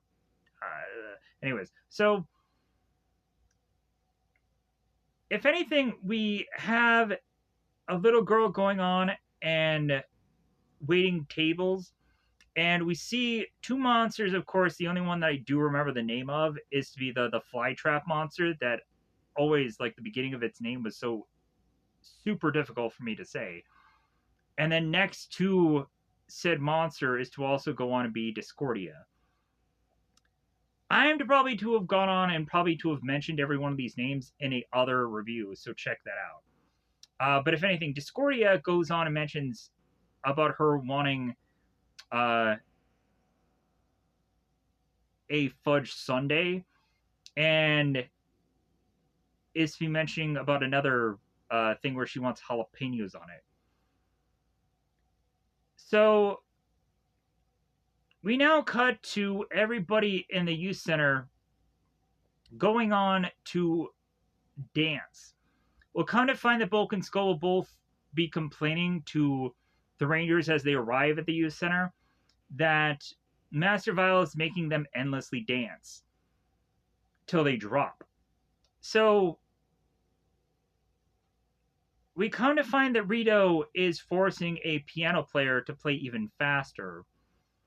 And we then have Master Vile that is going on like, "Okay, humans, get around, gather around." So we even have Artismal, he's in the background. So Master Vile is telling everybody that he's their new landlord, and that everyone's leases are up because he's going to go on to destroy everybody. I actually like this bit of dialogue here. It's actually really fun. And so Master Vile is going on to tell everybody to dance like there is dance like there is no tomorrow, because there isn't going to be one. So he's forcing everybody to dance. So again, the Power Rangers are looking at the viewing globe. And so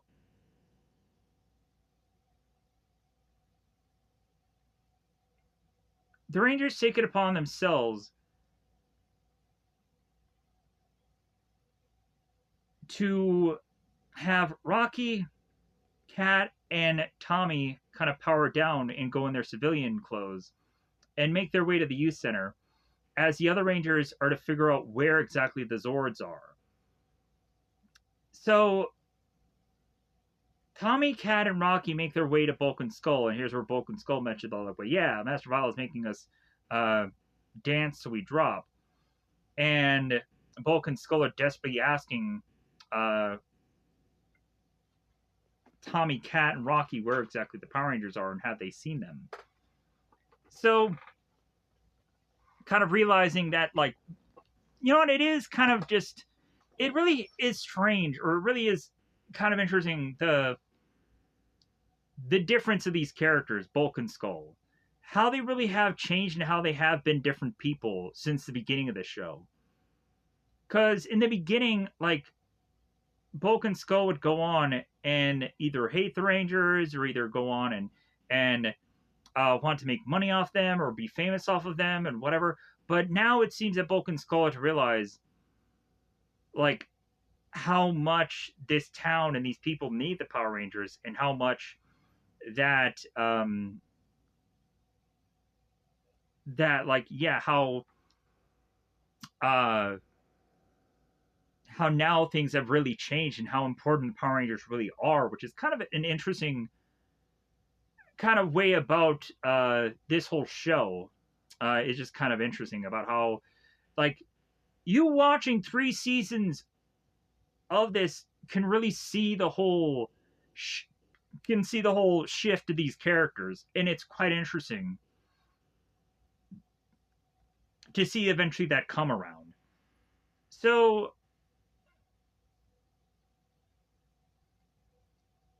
Tommy, Cat, and Rocky are to go on and explain how they haven't seen the Rangers, and eventually there is to be Goldar that comes up from behind Tommy, Cat, and Rocky, and Goldar's like, "Yeah, I'm not going to be wasting my time on fighting you people," because Goldar realizes that they've already won anyways. So Tommy just walks by them, which is kind of really interesting. So, kind of make a counter of how many times I probably say like, "Oh yeah, that's really interesting." It's not a really creative thing to say, but regardless, I'm just like, anyways. So Tommy goes on his communicator, and he is to call upon Billy. Uh,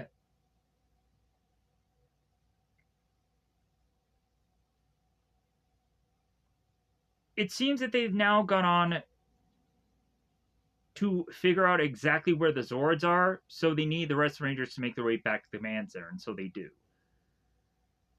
They figured out where exactly the Zords are, and they're in the Galaxy M51. What a convenience. That should have probably been the first thing that they probably should have went to. So they come to find out that all the Zords look to be in some kind of stone, but really all the Zords are actually rusted. So if anything, when they actually do get to this planet, when they travel there, they'll have to figure out a very creative way of freeing their Zords from this rust. So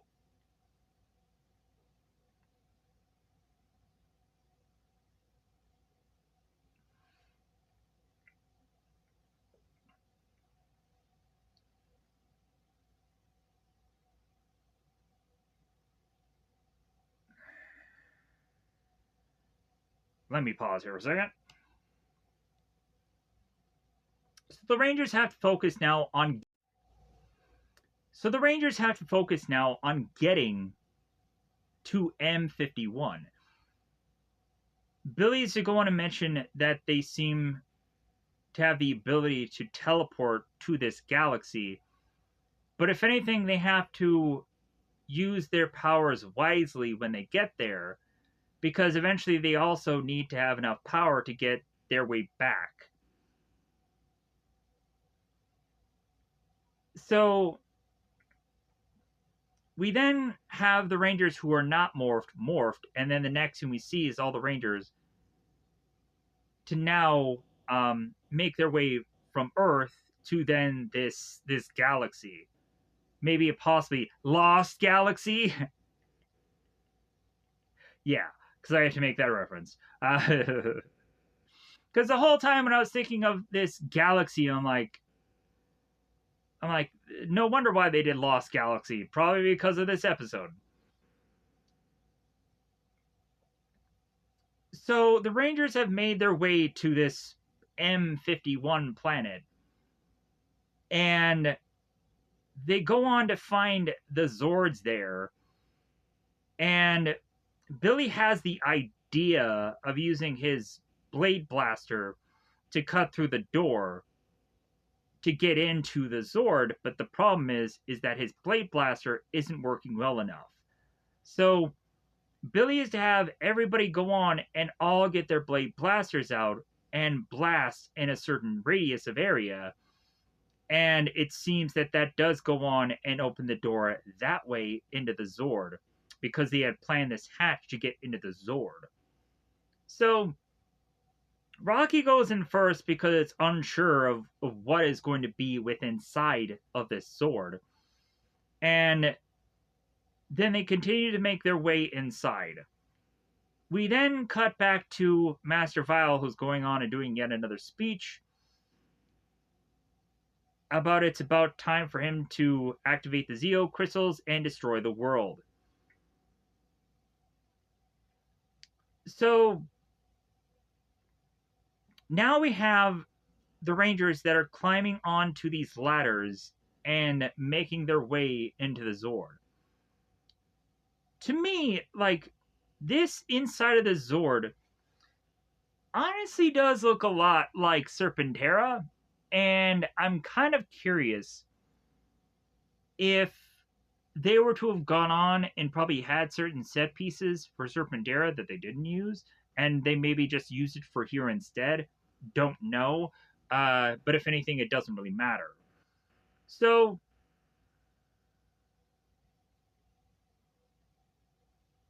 but if anything, just the visual background just looks more Serpentera than it actually does look Megazord. But I guess because it's all the rust, just makes it look slightly tweakingly different.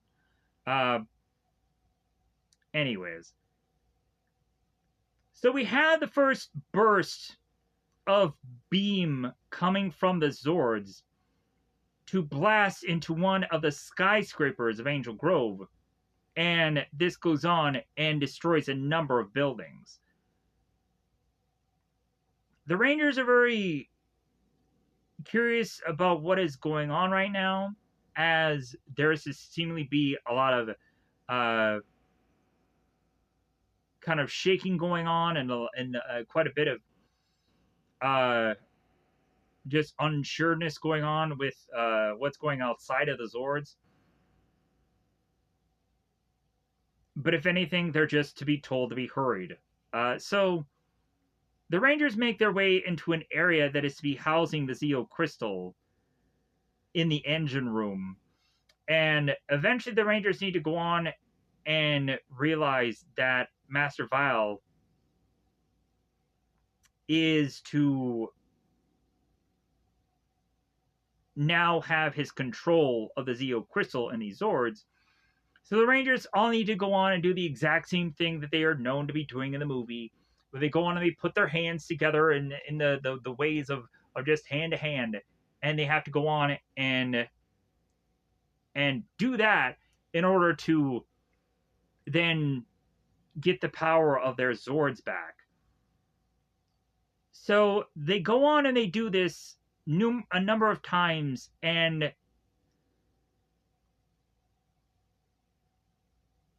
they would eventually like break away from it and try to do it again, to try to concentrate, to try to do it harder. And then eventually they are successful. Eventually they do go on and they do kind of free the Zord. So the Zords make their way back to Angel Grove. And now we are to go on and have the Glue Globber go on and change its body up to look more like the Alien Rangers instead of the Power Rangers, the Mighty Morphin Power Rangers. Like, all their costume is to headwise be, yeah, it's the ninja. It's a Sentai footage. Seriously, I would have cut this out. I would have cut this out of the show. You could have gone on and done just something different here, because it just irks me how inaccurate this is to the show.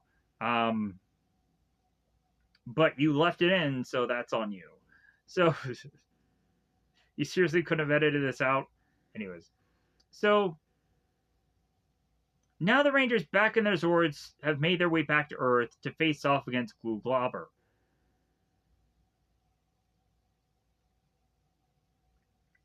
Ninjor is now chained up back with Master Vile in his lair, or his space skull. So as the Rangers fight within the seemingly darkness of Angel Grove, it's kind of strange how when the Zords all blast, that they blast and the Angel Grove that doesn't have this darkness, but then when the Rangers come back, all of a sudden the entire city is now in darkness. So as the Ninja Megazord continues to fight the Blue Globber, that is to now have alien Ranger heads. We now have Master Vile that tells the monster to use its weapons, and we come to find out that the Blue Globber has this unusual kind of like crossbow on his arm and uses it as a weapon to just fire off these weapons. So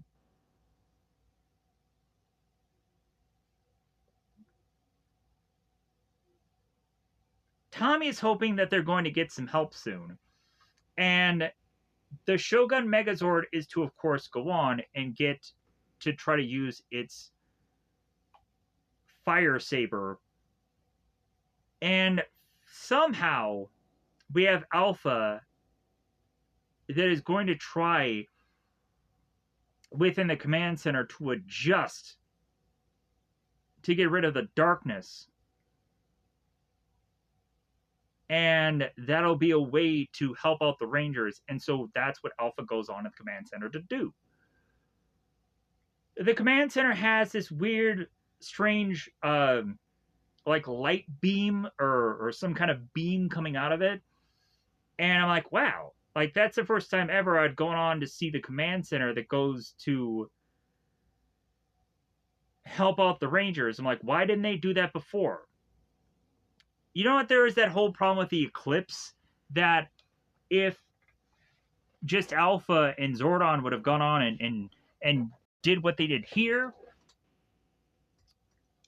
the Rangers could have gone on and could have won that battle, but they have to have lost it because, or had gone on and really gotten, not exactly lost, but like, yeah, but I guess they didn't think that they had that button until now. Or maybe both Alpha and Zordon were to kind of put that in their computer because maybe that whole strategy from before. Maybe if that episode didn't happen, then maybe they wouldn't have gone on and done that here. But either way, it seems that the darkness seems to be happening quite often. So yeah, adjusting it makes a lot of sense for the command center to fix that in that way or help the Rangers in that way. So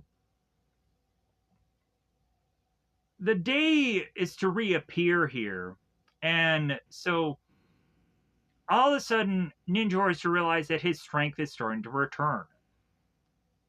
That slowly but surely Ninjor will break away from his chains and escape Master Vile's control. We have Ninjor that reappears back onto the fight and changes into his more samurai mode and fights alongside the Rangers. Master Vile is to also join in on the fight with the Blue Globber. So we now bring in the Falcon Zord to blast away its enemies, and as well as also Ninjor going on and facing off against the Blue Globber to kind of even the odds here. So Ninjor is kind of getting his revenge on the Blue Globber. So now we are bringing in both the Shogun Megazord to have its fire saber, and Ninjor is throwing its disc attack. And then we have the Shogun Megazord that combines with the Falcon Zord to do its ultimate attack. And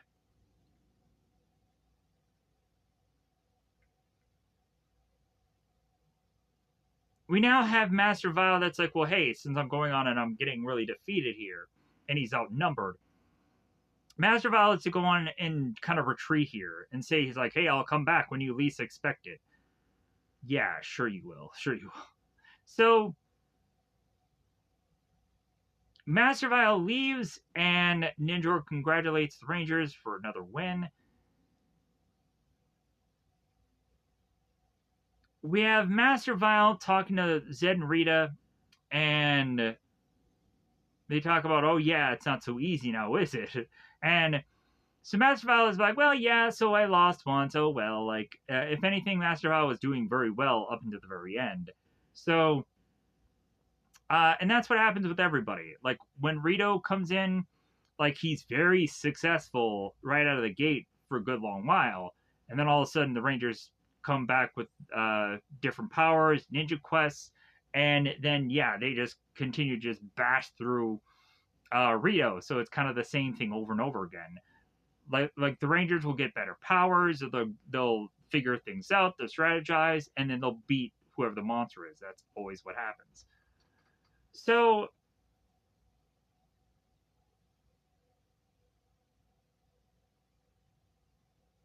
we now cut to the Rangers, and they're getting into their metallic armor because they need the strength to figure out how to break this Zeo crystal.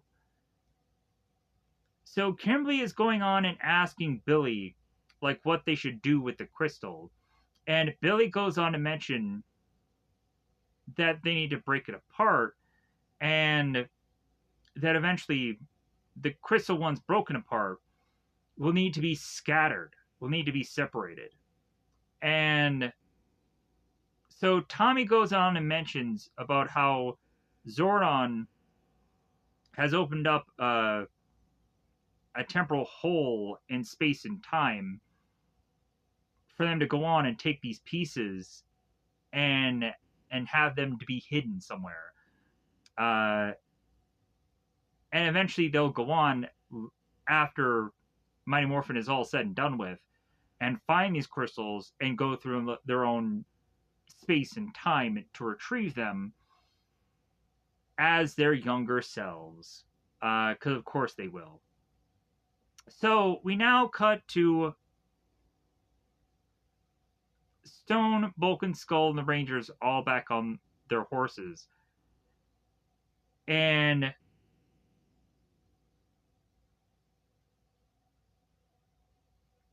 we have both Kat and Tommy having a moment here. And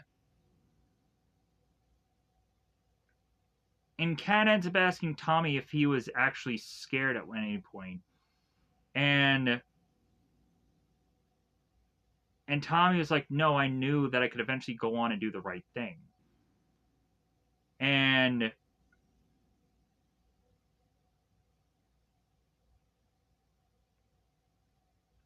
Hannah's like, yeah, I think I was to go on and I was to be scared also, but being a Power Ranger has gone on to give me more confidence. So the next thing we see is the Rangers getting back on their horse, and they all start galloping away. And Bulk and Skull is surely there behind to follow. Man, we are.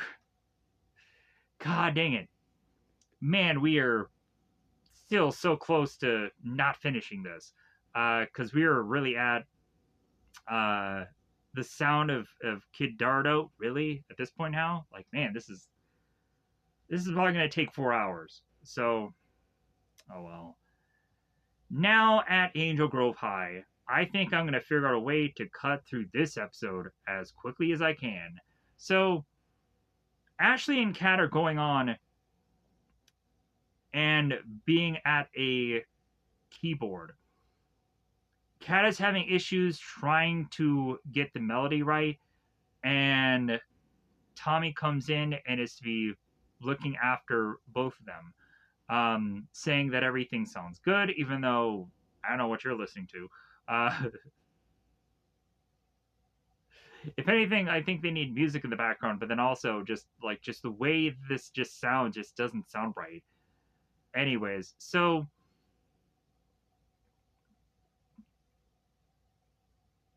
Like the whole ay ay ay thing. No, that shouldn't be in a song. So both Bulk and Skull start making their way into the music room themselves, and the glass shatters.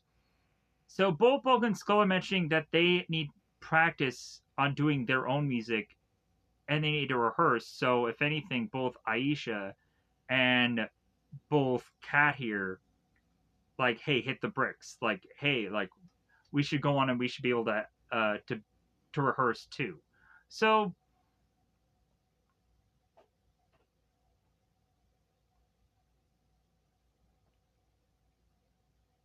funny enough, so Bulk and Skull continue to sing in and out of this door, out of these music doors, and each time they end up breaking some door with glass in it, which is kind of funny.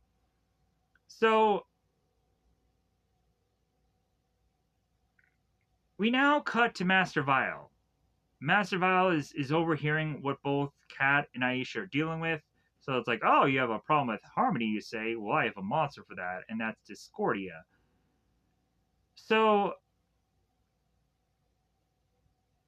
because Master Vile just wants their singing to end forever. So, Discordia goes on and appears here, and we now cut to the youth center. Both Kat and Aisha had gone on to go to the mall. Oh my god, I roll my eyes so severely here right now because I'm like, man, is Kat gonna just turn into Kimberly where she's like, ma ma ma ma? Because that's the biggest problem I had with Kimberly was eventually when Kimberly just goes into the fold of the team. Like, oh my god, she's just ma ma ma, and it's so like, oh my god, this is the worst part of the show. With Kimberly.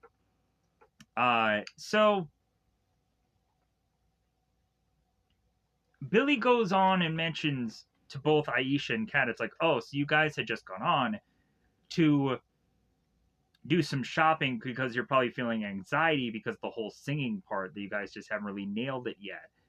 And Aisha and Kat are like, well, yeah, you're probably right. So we then cut to both Bulk and Skull, and they have this huge amp, and they have these guitars. And I had gone on to see Bulk and Skull that would go on to perform this musical thing before. And I'm like, I don't think this is going to turn out any better than what they had done before. Because there's at one point where both Bulk and Skull are just saying these like random lyrics, and and Skull would go on and say this like, um, "You gotta be mean, you gotta do this like," or something like that, and um, like it would always be like the same lyrics every single time. But like it's kind of funny how like we didn't go back to that same well. But yeah, whatever Bulk and Skull were singing at this point now was just so just like nails on a chalkboard. And it got so bad to where the amp just blew up and everybody was putting their fingers in their ears. So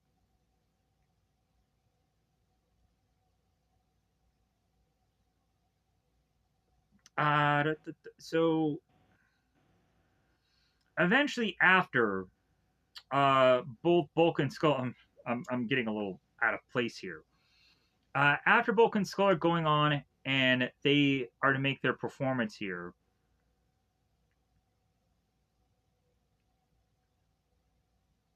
we then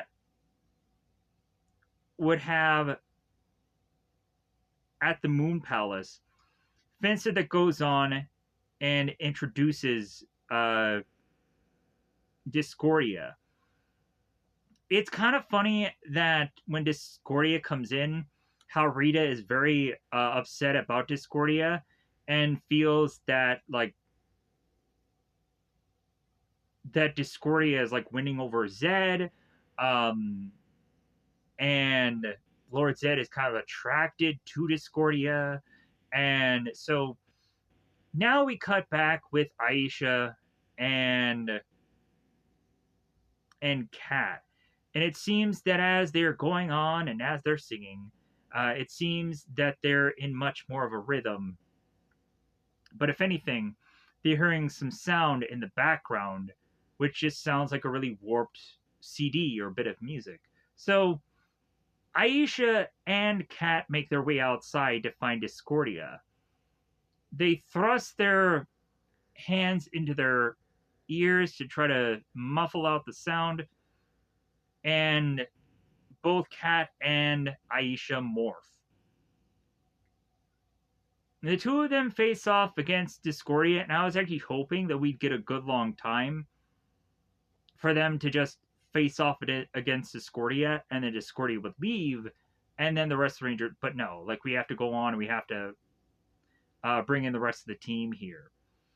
Because what happens is also Aisha comes falling to another to come to another spell. So we realize that Aisha is not to be immune to spells. So because that whole hate monster thing was to think that okay, Aisha is never going to go on and never be afflicted by a spell because maybe she's just immune to that kind of thing.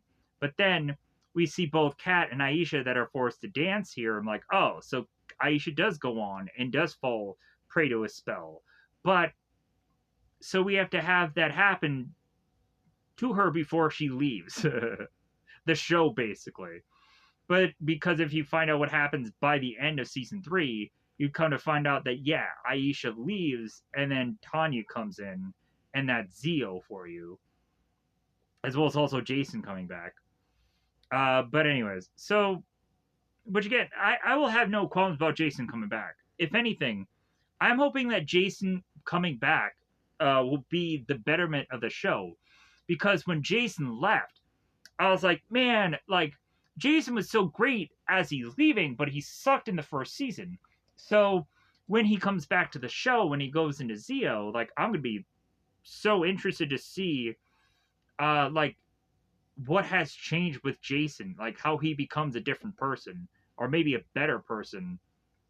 I hope in Zio, because everybody is just so enamored about the Gold Ranger in Zio, and I'm just like, yeah, like, I remember watching Zio and I had the Zords. Like I remember having the Pyramid Zord, and I was like, man, yeah, that Gold Ranger was, yeah, it was so cool. It was so great. Um, yeah, I remember having the Thunder Megazord, the Tiger Zord, and then also I had the Zeo Megazords also as the toy. And yeah, like I had the Red Star Zord also that did the like the punching. Man, was that so cool! And then also I had the Pyramid Zord, which very clunky. Oh my god, was that clunky? Uh, like the arms, man, was that hard? Was that difficult? But like I get it because they weren't really thinking that through because they didn't have to have it be smooth. Like it just had to just be there. Um, Also, the the triangle like tip of the pyramid thing, like that always became undone. Um, that always got really annoying. Because that thing was just so heavy that eventually you would just click and then be like, like let's put that back on there. Anyways, so talked about Zio. I'm sure I'll go on and I'll restate all this stuff somewhere in some Zio review also. But pushing on here. So but I'm just gabbing about the toys. Because luckily I was fortunate to be able to get any number of those. Uh, yeah, I think I had the Zeo action figure. I still, like, I had gotten all the Tommy figures, so I do have a Zeo Tommy Red action figure. So it's great. I have it mint in a box. Anyways, so as Aisha and Kat are both dancing here uncontrollably, we then have both Alpha and Zordon realizing that the two of them are under a spell, and that the rest of the Rangers need to be called to help them. So the rest of the Rangers all are to appear here, and there is to be no morphing, they just all appear. So the Rangers are to all succumb to the exact same thing that both Kat and Aisha did, and they all just start dancing. Now both Alpha and Zordon are watching on as the rest of the Rangers are all dancing under the spell of Discordia. And we have Discordia that goes on to call out the White Ranger, forcing him to give up his power coin. And so Tommy tries his best to refuse, but he is to be forced to get ever so close to give Discordia his power coin. Kat is telling Tommy to fight it, and Tommy just really can't. But luckily, just in the nick of time,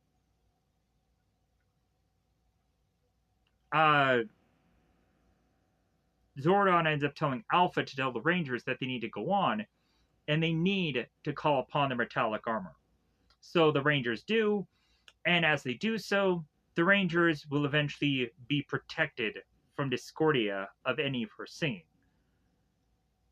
So that way they can stupidly stop dancing. I think it's kind of funny in the credit thing how they go on and they show all the other dance moves that they did.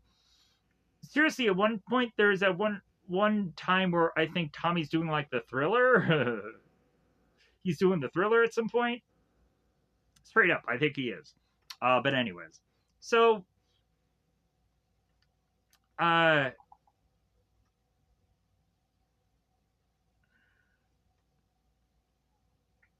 so Rito is informing all of Zed and Rita and Vile how the Rangers had figured out a strategy to be able to beat Discordia's singing. And so now, as all the Rangers start to do these combo attacks against Discordia, we would see Rocky and Tommy do their combo arm attack. We'd go on to see Adam and Billy face off against Discordia. Then Kat and Aisha.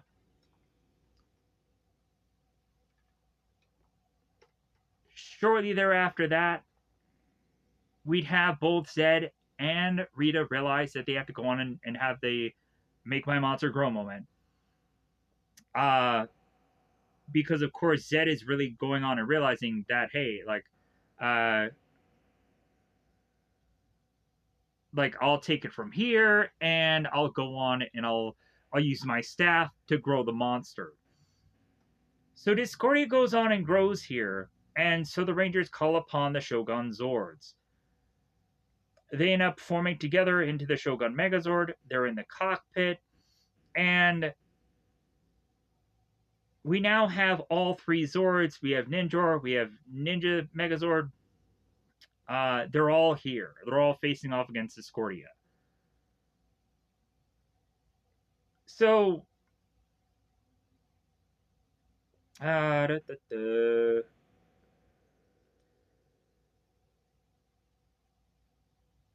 Discordia is to demand that she needs more power, and so a bit of electricity hits her. And Discordia goes on to this big, huge, like, kind of diving maneuver, and she starts attacking Ninjor. It seems that this monster continues to have electricity fusing through her, which is actually pretty cool. And Discordia starts to take down Ninjor. It even gets to the point where there's some Zords that are just falling all over the place for how Discordia is just taking them down. The Falcon Zord is to be separate away from the rest of the Ninja Megazord. And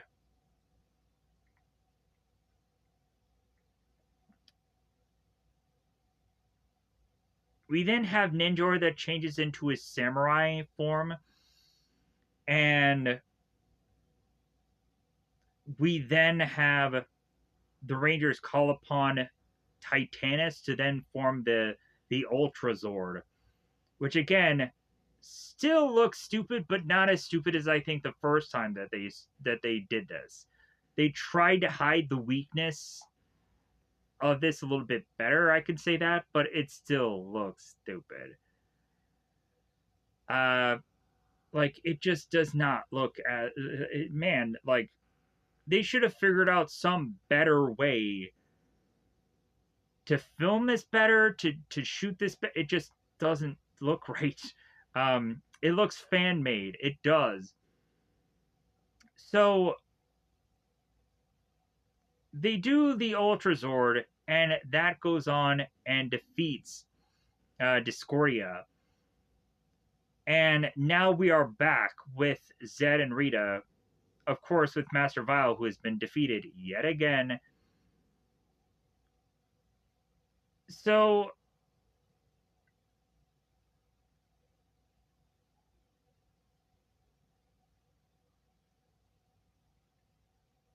Master Vile mentions about how he's the greatest evil doer,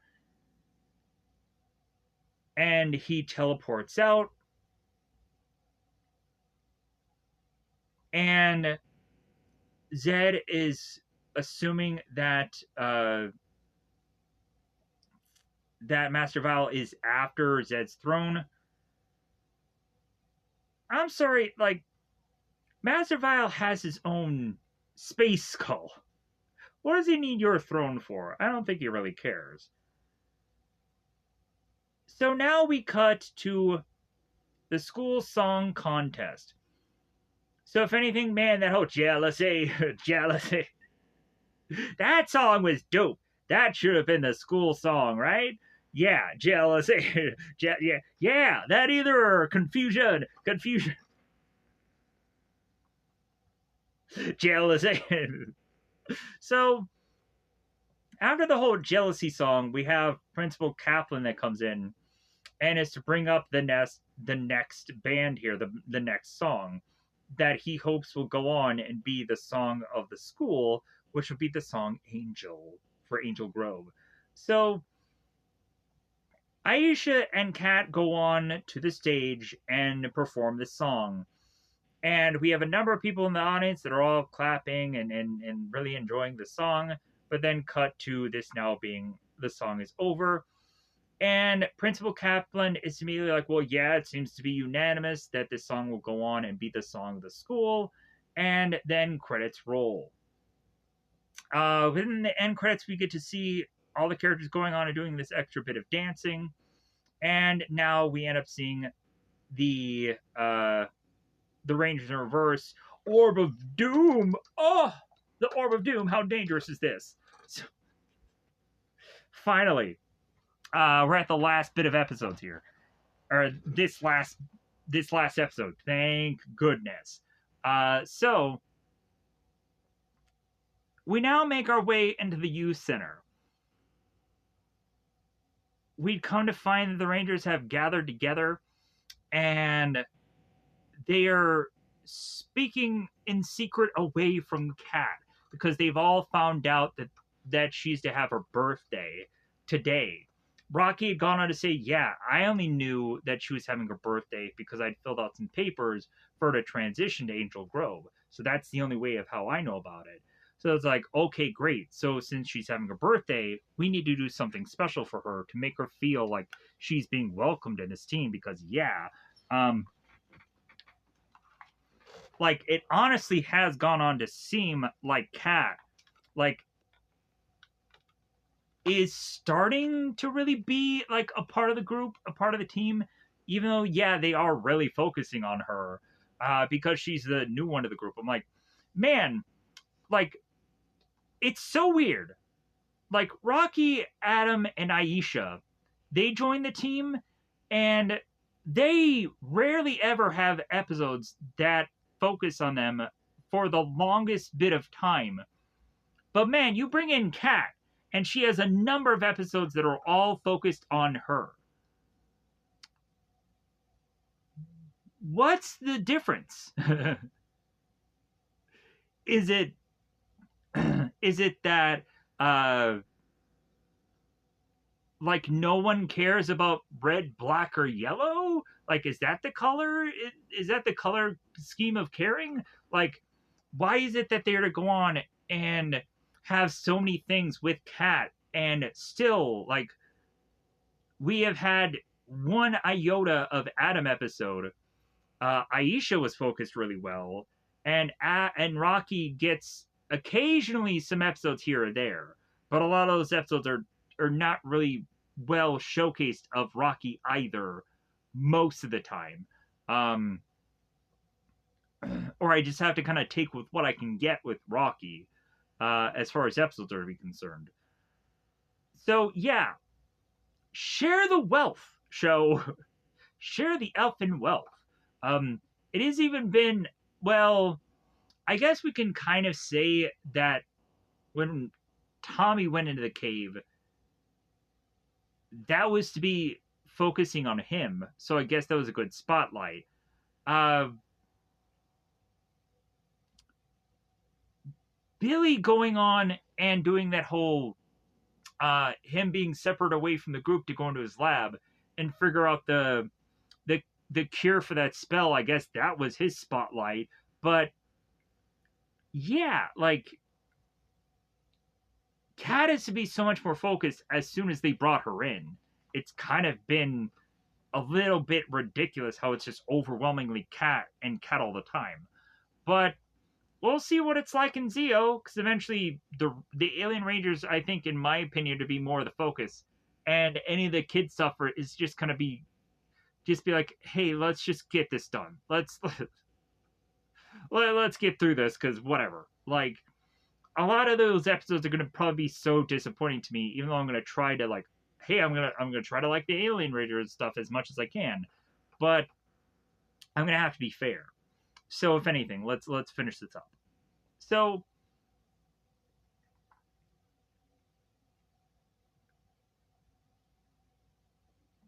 so now back to the Moon Palace. Uh,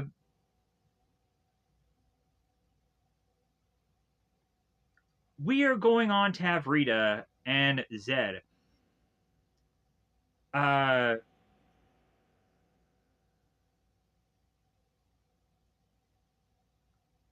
uh let me pause here for a second. Okay. Like I had to figure out dialogue, like where we're going with this episode. Because yeah, or where we're going at this part of the episode. Cause I'm like, yeah, I don't remember any piece of this. So Rita is going on and telling Zed that her father, Master Vile, is coming up with some plan, and Zed is like, well, yeah, I haven't seen him in a number of days. What's going on? Like, what is his ultimate plan here?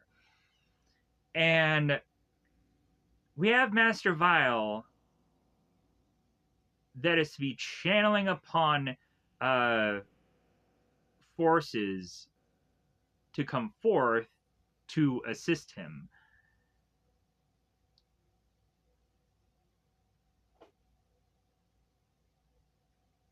So, since Master Vile is calling upon magic, all of a sudden there is to be this cosmic event that is to kind of making the moon and the earth and everything around it just start to shake. And this is a little bit of fun here because we have these characters that are just like, man, like they're just getting really annoyed with all of this chaos. So, and everybody's just running around and they're all just upset.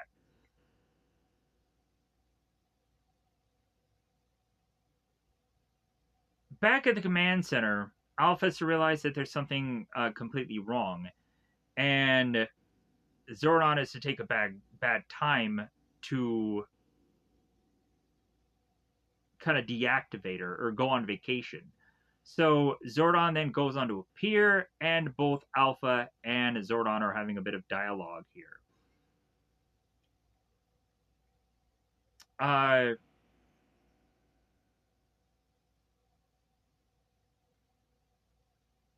So now we cut to the Rangers, and they are making their way to the carnival.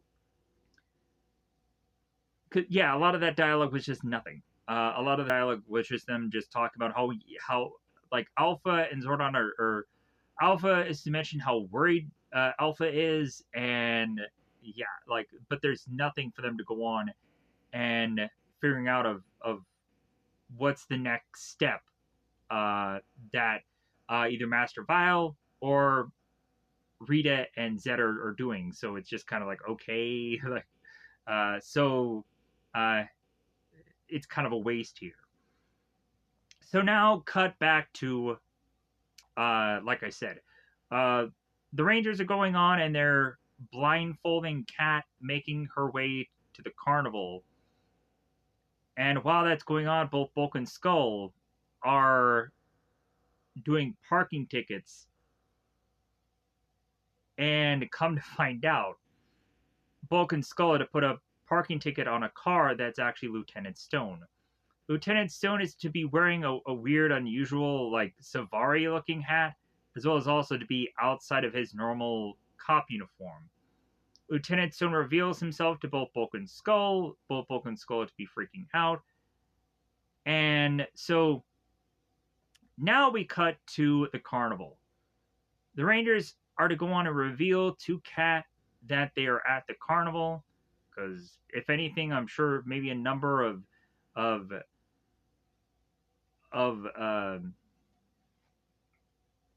hearing clues may have gone on and had possibly Kat figure that out, but no, I guess not. Either way, I'm sure Kat is just happy that she's in this environment. She's going on and celebrating this event with her friends because they had all figured out that it's her birthday.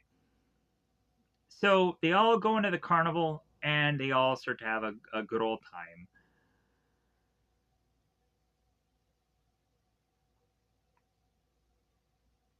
Lieutenant Stone goes on and tells Bulk and Skull that it'll make their lives a living hell, and then as he drives off, all of a sudden his tailpipe is to have this horrible sludge or smoke that comes out of it, to the point where both Bulk and Skull decide that they've worked long enough that they want to take a break. So, cut to the Moon Palace. Both Zed and Rita are to go on and make their way into noticing the Master Vile is to go on and come up with yet another plan. And that plan is to be none other than unleashing the Orb of Doom to showcase to both Rita and Zed. Eventually, we'll go on to have Master Vile explain to both Rita and Zed that they will go on and take the Orb of Doom and turn back the hands of time to make the Rangers younger. Lord Zed will go on and explain to Master Vile, hey, we've already had that plan before, and it didn't work out, so yeah, like, how is it going to be more successful for you than it was to have been for Rita and Zed? So, Master Vile doesn't really care about Zed's complaints and just goes on to give the orb to Rito for him to go on and place somewhere in Angel Grove and then return to the moon. We now cut to the Rangers all going down this huge, massive slide all together. And I'm just like, yeah, okay, so we're really like, yeah, like it's cool that they're going on and they're doing this in the show, that they're having the characters just have fun. But I'm just like okay, like the more that we stay about like the more boring it's gonna get. Rocky goes on and admits that he doesn't want to go on and go on any more rides because he's feeling a little sick because he ate something. So all of a sudden, Zordon is to make a call to Tommy through his communicator. We would go on to have Zordon that's telling the Rangers that they need to make their way to the command center immediately. And Zoran explains to the Rangers what all is going on. That there is going to be a force that is to be the Orb of Doom, that is to be of treacherous crystal that will put Angel Grove in a dangerous situation. If placed in the right latitude and longitude, yeah, the orb will go on and eventually turn the hands back and reverse time. You would think that they would reverse time so much so that the Rangers would not seem to exist. That, if anything, that they would severely turn back the hands so far that the Rangers would not have even be birthed yet. That would probably be a really good idea, right? Because the Rangers being children still have a pretty good chance of taking down Zed and Rita because we've seen that before. Also, the biggest loophole about the Rangers going back in time is obviously we still have, not only do we have Kat, we have Tommy, uh, we have Aisha, and we have Rocky. Again, I don't quite really I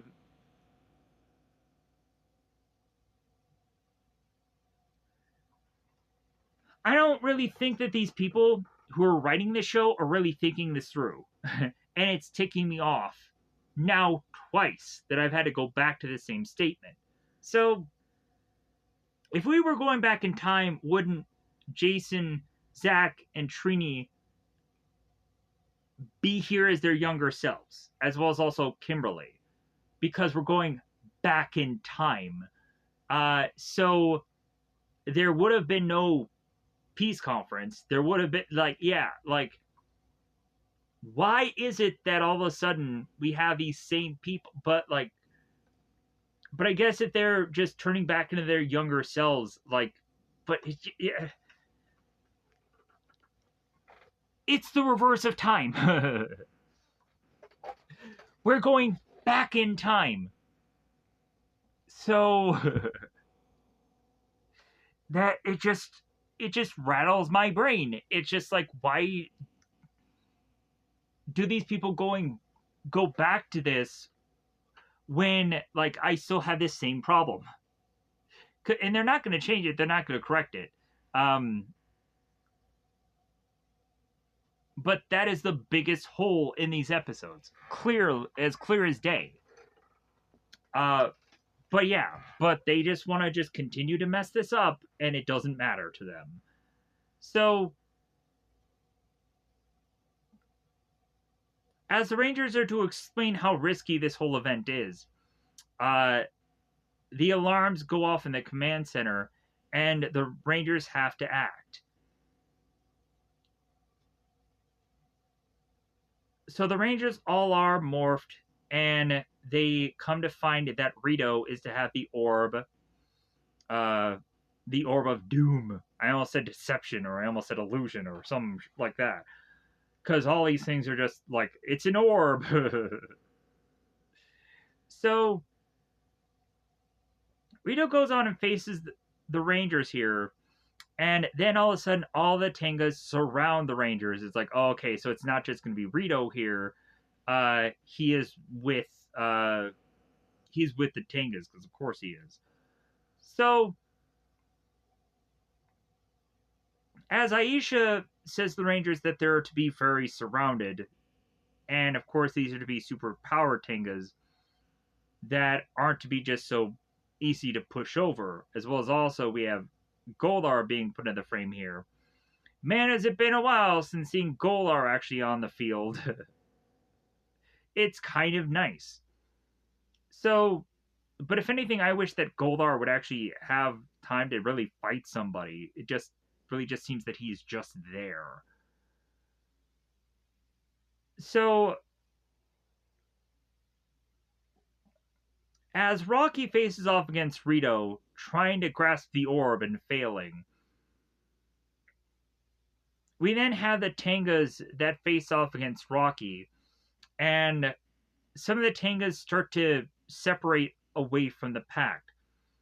Adam, Aisha, and Billy need to realize that they need to run to get to the Tangas because the Tangas are to now make their way to the carnival and they will be ever so close to people. So the three, Adam, Billy, and Aisha, have to go on and stop the Tangas. We also get actually some interesting moments with Adam here, finally. Like it seems that Adam is kind of taking charge here, but yeah,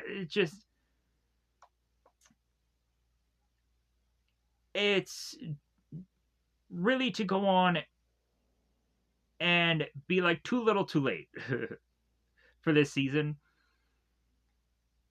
So they go on and they fight in very close combat because there's so many cars in this parking lot. And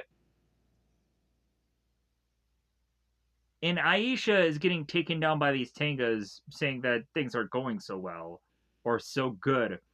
I would like to say proper English. Billy goes on and starts to be thrusted into a car and realizes how many of these Tangas that there really are. So we have to thrust in metallic armor because that's to be the only saving grace of the Rangers right now. So they all get into metallic armor and face off against the Tangas. And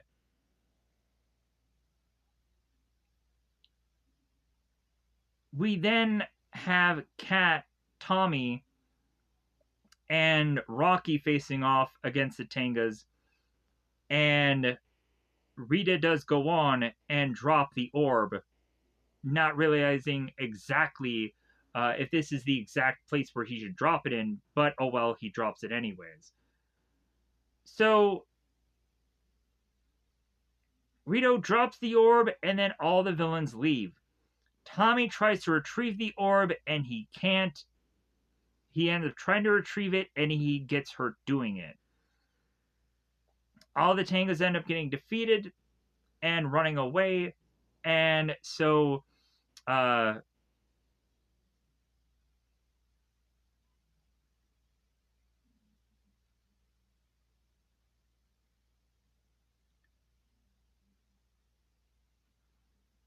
So as Rito goes on and returns to the Moon Palace,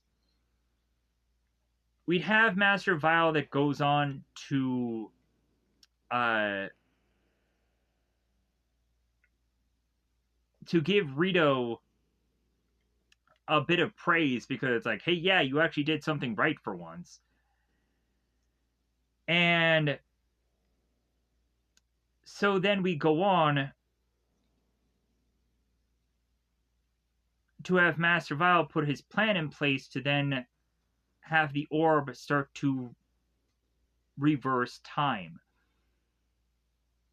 There is even at one point where Golar goes on and starts mocking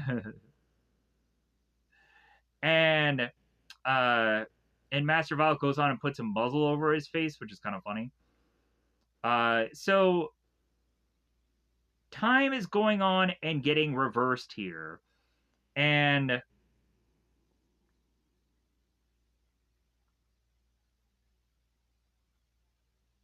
we slowly but surely go on and we see the Rangers become younger versions of themselves. And we see Lieutenant Stone become a younger version of himself while he's driving this car. And the last thing we see is Golar, Zed, Rita, Rito. They all appear in Angel Grove and they become giant versions of themselves and start wreaking havoc on the town. The Rangers are to go on and ask Billy if there's a possibility that even as their younger versions, that they can morph. they try it and nothing happens. So they realize, well, like, I guess we can't morph then. So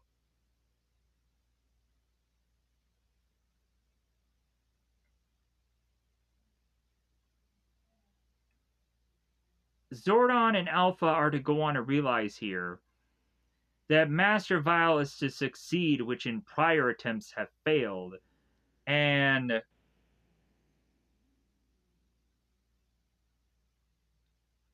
in that there's a possibility that Alpha and Zordon may be able to do nothing to help in this situation. So the next thing we are to see is all these giant monsters making their way to the carnival, and the Rangers are realizing, like, well, hey, we can't give up, that we have to do something. But if anything, the Rangers will realize as kids that they are pretty scared. Cut to the credits, cut to the end of this, and we start to see uh, all four of the bad guys, Golar, Zed, Rito, they're all going throughout the town, and now we're effing done. Thank you for going on and watching this. I'm gonna have to fuse this stuff together. Um, yeah, I have to kind of there was a stopping point, so yeah, this went over 4 hours, or this was 4 hours. Oh well. Uh, it's been a long time for me to go on and do these more consistently. So whatever happens with these videos is whatever happens. So thank you for watching these. If however you're gonna do them, however you're gonna consume them. Man, ugh, uh, it sucks whenever I go on and I do these kind of videos, because like eventually the longer I talk, like the longer uh I am to just get very, just like my mouth is just like blah blah blah, blah by all the energy I have to exert by doing these more longer winded videos. Hence why I'm kind of like, I'm really good at just doing like 2 hour videos, but anything past that. Plus also with breaking down these videos, it's just more difficult. Like there's just certain reviews where it's easy, some of them are easier more than others, and Power Rangers is not that. If anything, yeah, like there's some things like animes where it's just like, just having to do the names is severely hard.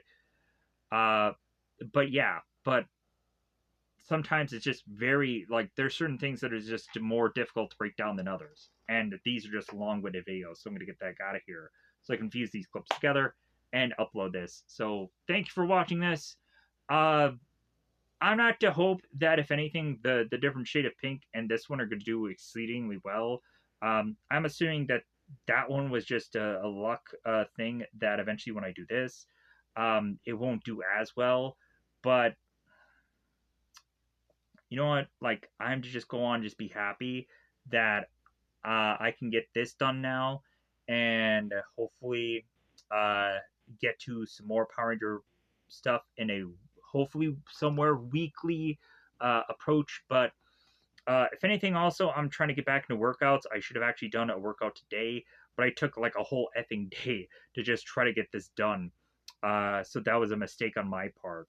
But if anything, yeah, I'm gonna try my best to try to get workouts back into doing done, because yeah, I am to have dealt with pneumonia, and I'm bouncing back. I bounce back from that now. I hope everything still seems to be doing well. So uh, I hope to continue to just have some kind of success as far as this channel is concerned, because really, I was looking at like the views. I'm like, hey, things are going up right now. Like, I'm so happy about that. But if anything, that'll depend uh, on how soon I get to things, as well as also how much interest is really in a lot of these projects coming forth. Because yeah, it'll be seemingly successful now, but then I'm also putting in some projects that are just really out there. There is some animes that I hope on my list will go on and still be a thing that I will review.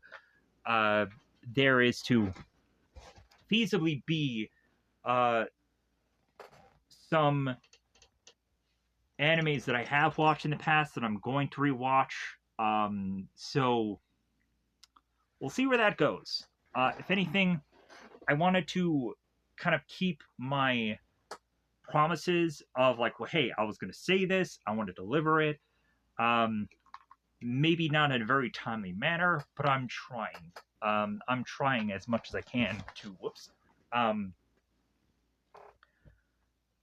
to like I just this is a poncho that I was using uh, as a thing to just kind of cover my legs because I started to get really cold. But this is all over now, so I'm just being honest. Like, what the heck was that? Having to explain it. So yeah, like I'm feeling in a very positive place right now. I'm feeling good about the channel right now. I feel that the possibilities right now are also very endless.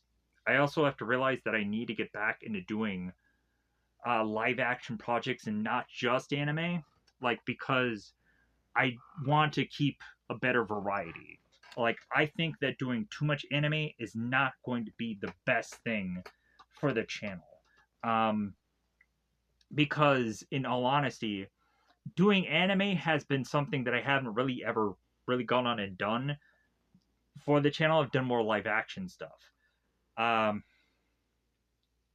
Plus, me doing anime was just something that's like, well, like, hey, like I was tempted to do cartoons, but I didn't do much of that. Um, so I thought, well, hey, anime, like that could be really interesting. And when I polled people, it seemed that people were interested in anime. So I'm like, cool. Like, so like if it seems that people are open minded about anime, then I think I can go on and just start doing that. So I did, and it seems that people were to go on and find some of these content bits of interesting, but like I really had to go on and I really had to sell people on the visuals via the thumbnails because I'm like, yeah, like I don't think anybody's really going to be truly interested um, in these projects unless I really bang up the visuals because I get it. Like these projects are going to be very hard to sell people on. Um, like I have to just be very lucky about what I pick right now. And I'm very grateful for anybody going on and checking these projects out because it really helps the channel by everybody going on and continuing to just either find these projects or just latch on to something and view the crap out of it. And finding new people really does help also. Uh, but uh, like I just have to try in between my workouts, and I need to try to be very consistent about this, and I need to be better organized and time these videos better. Um, I'm to need to go on and finish this up so I can do other things. So I'm gonna call this a video. Goodbye, everybody. Bye, everybody.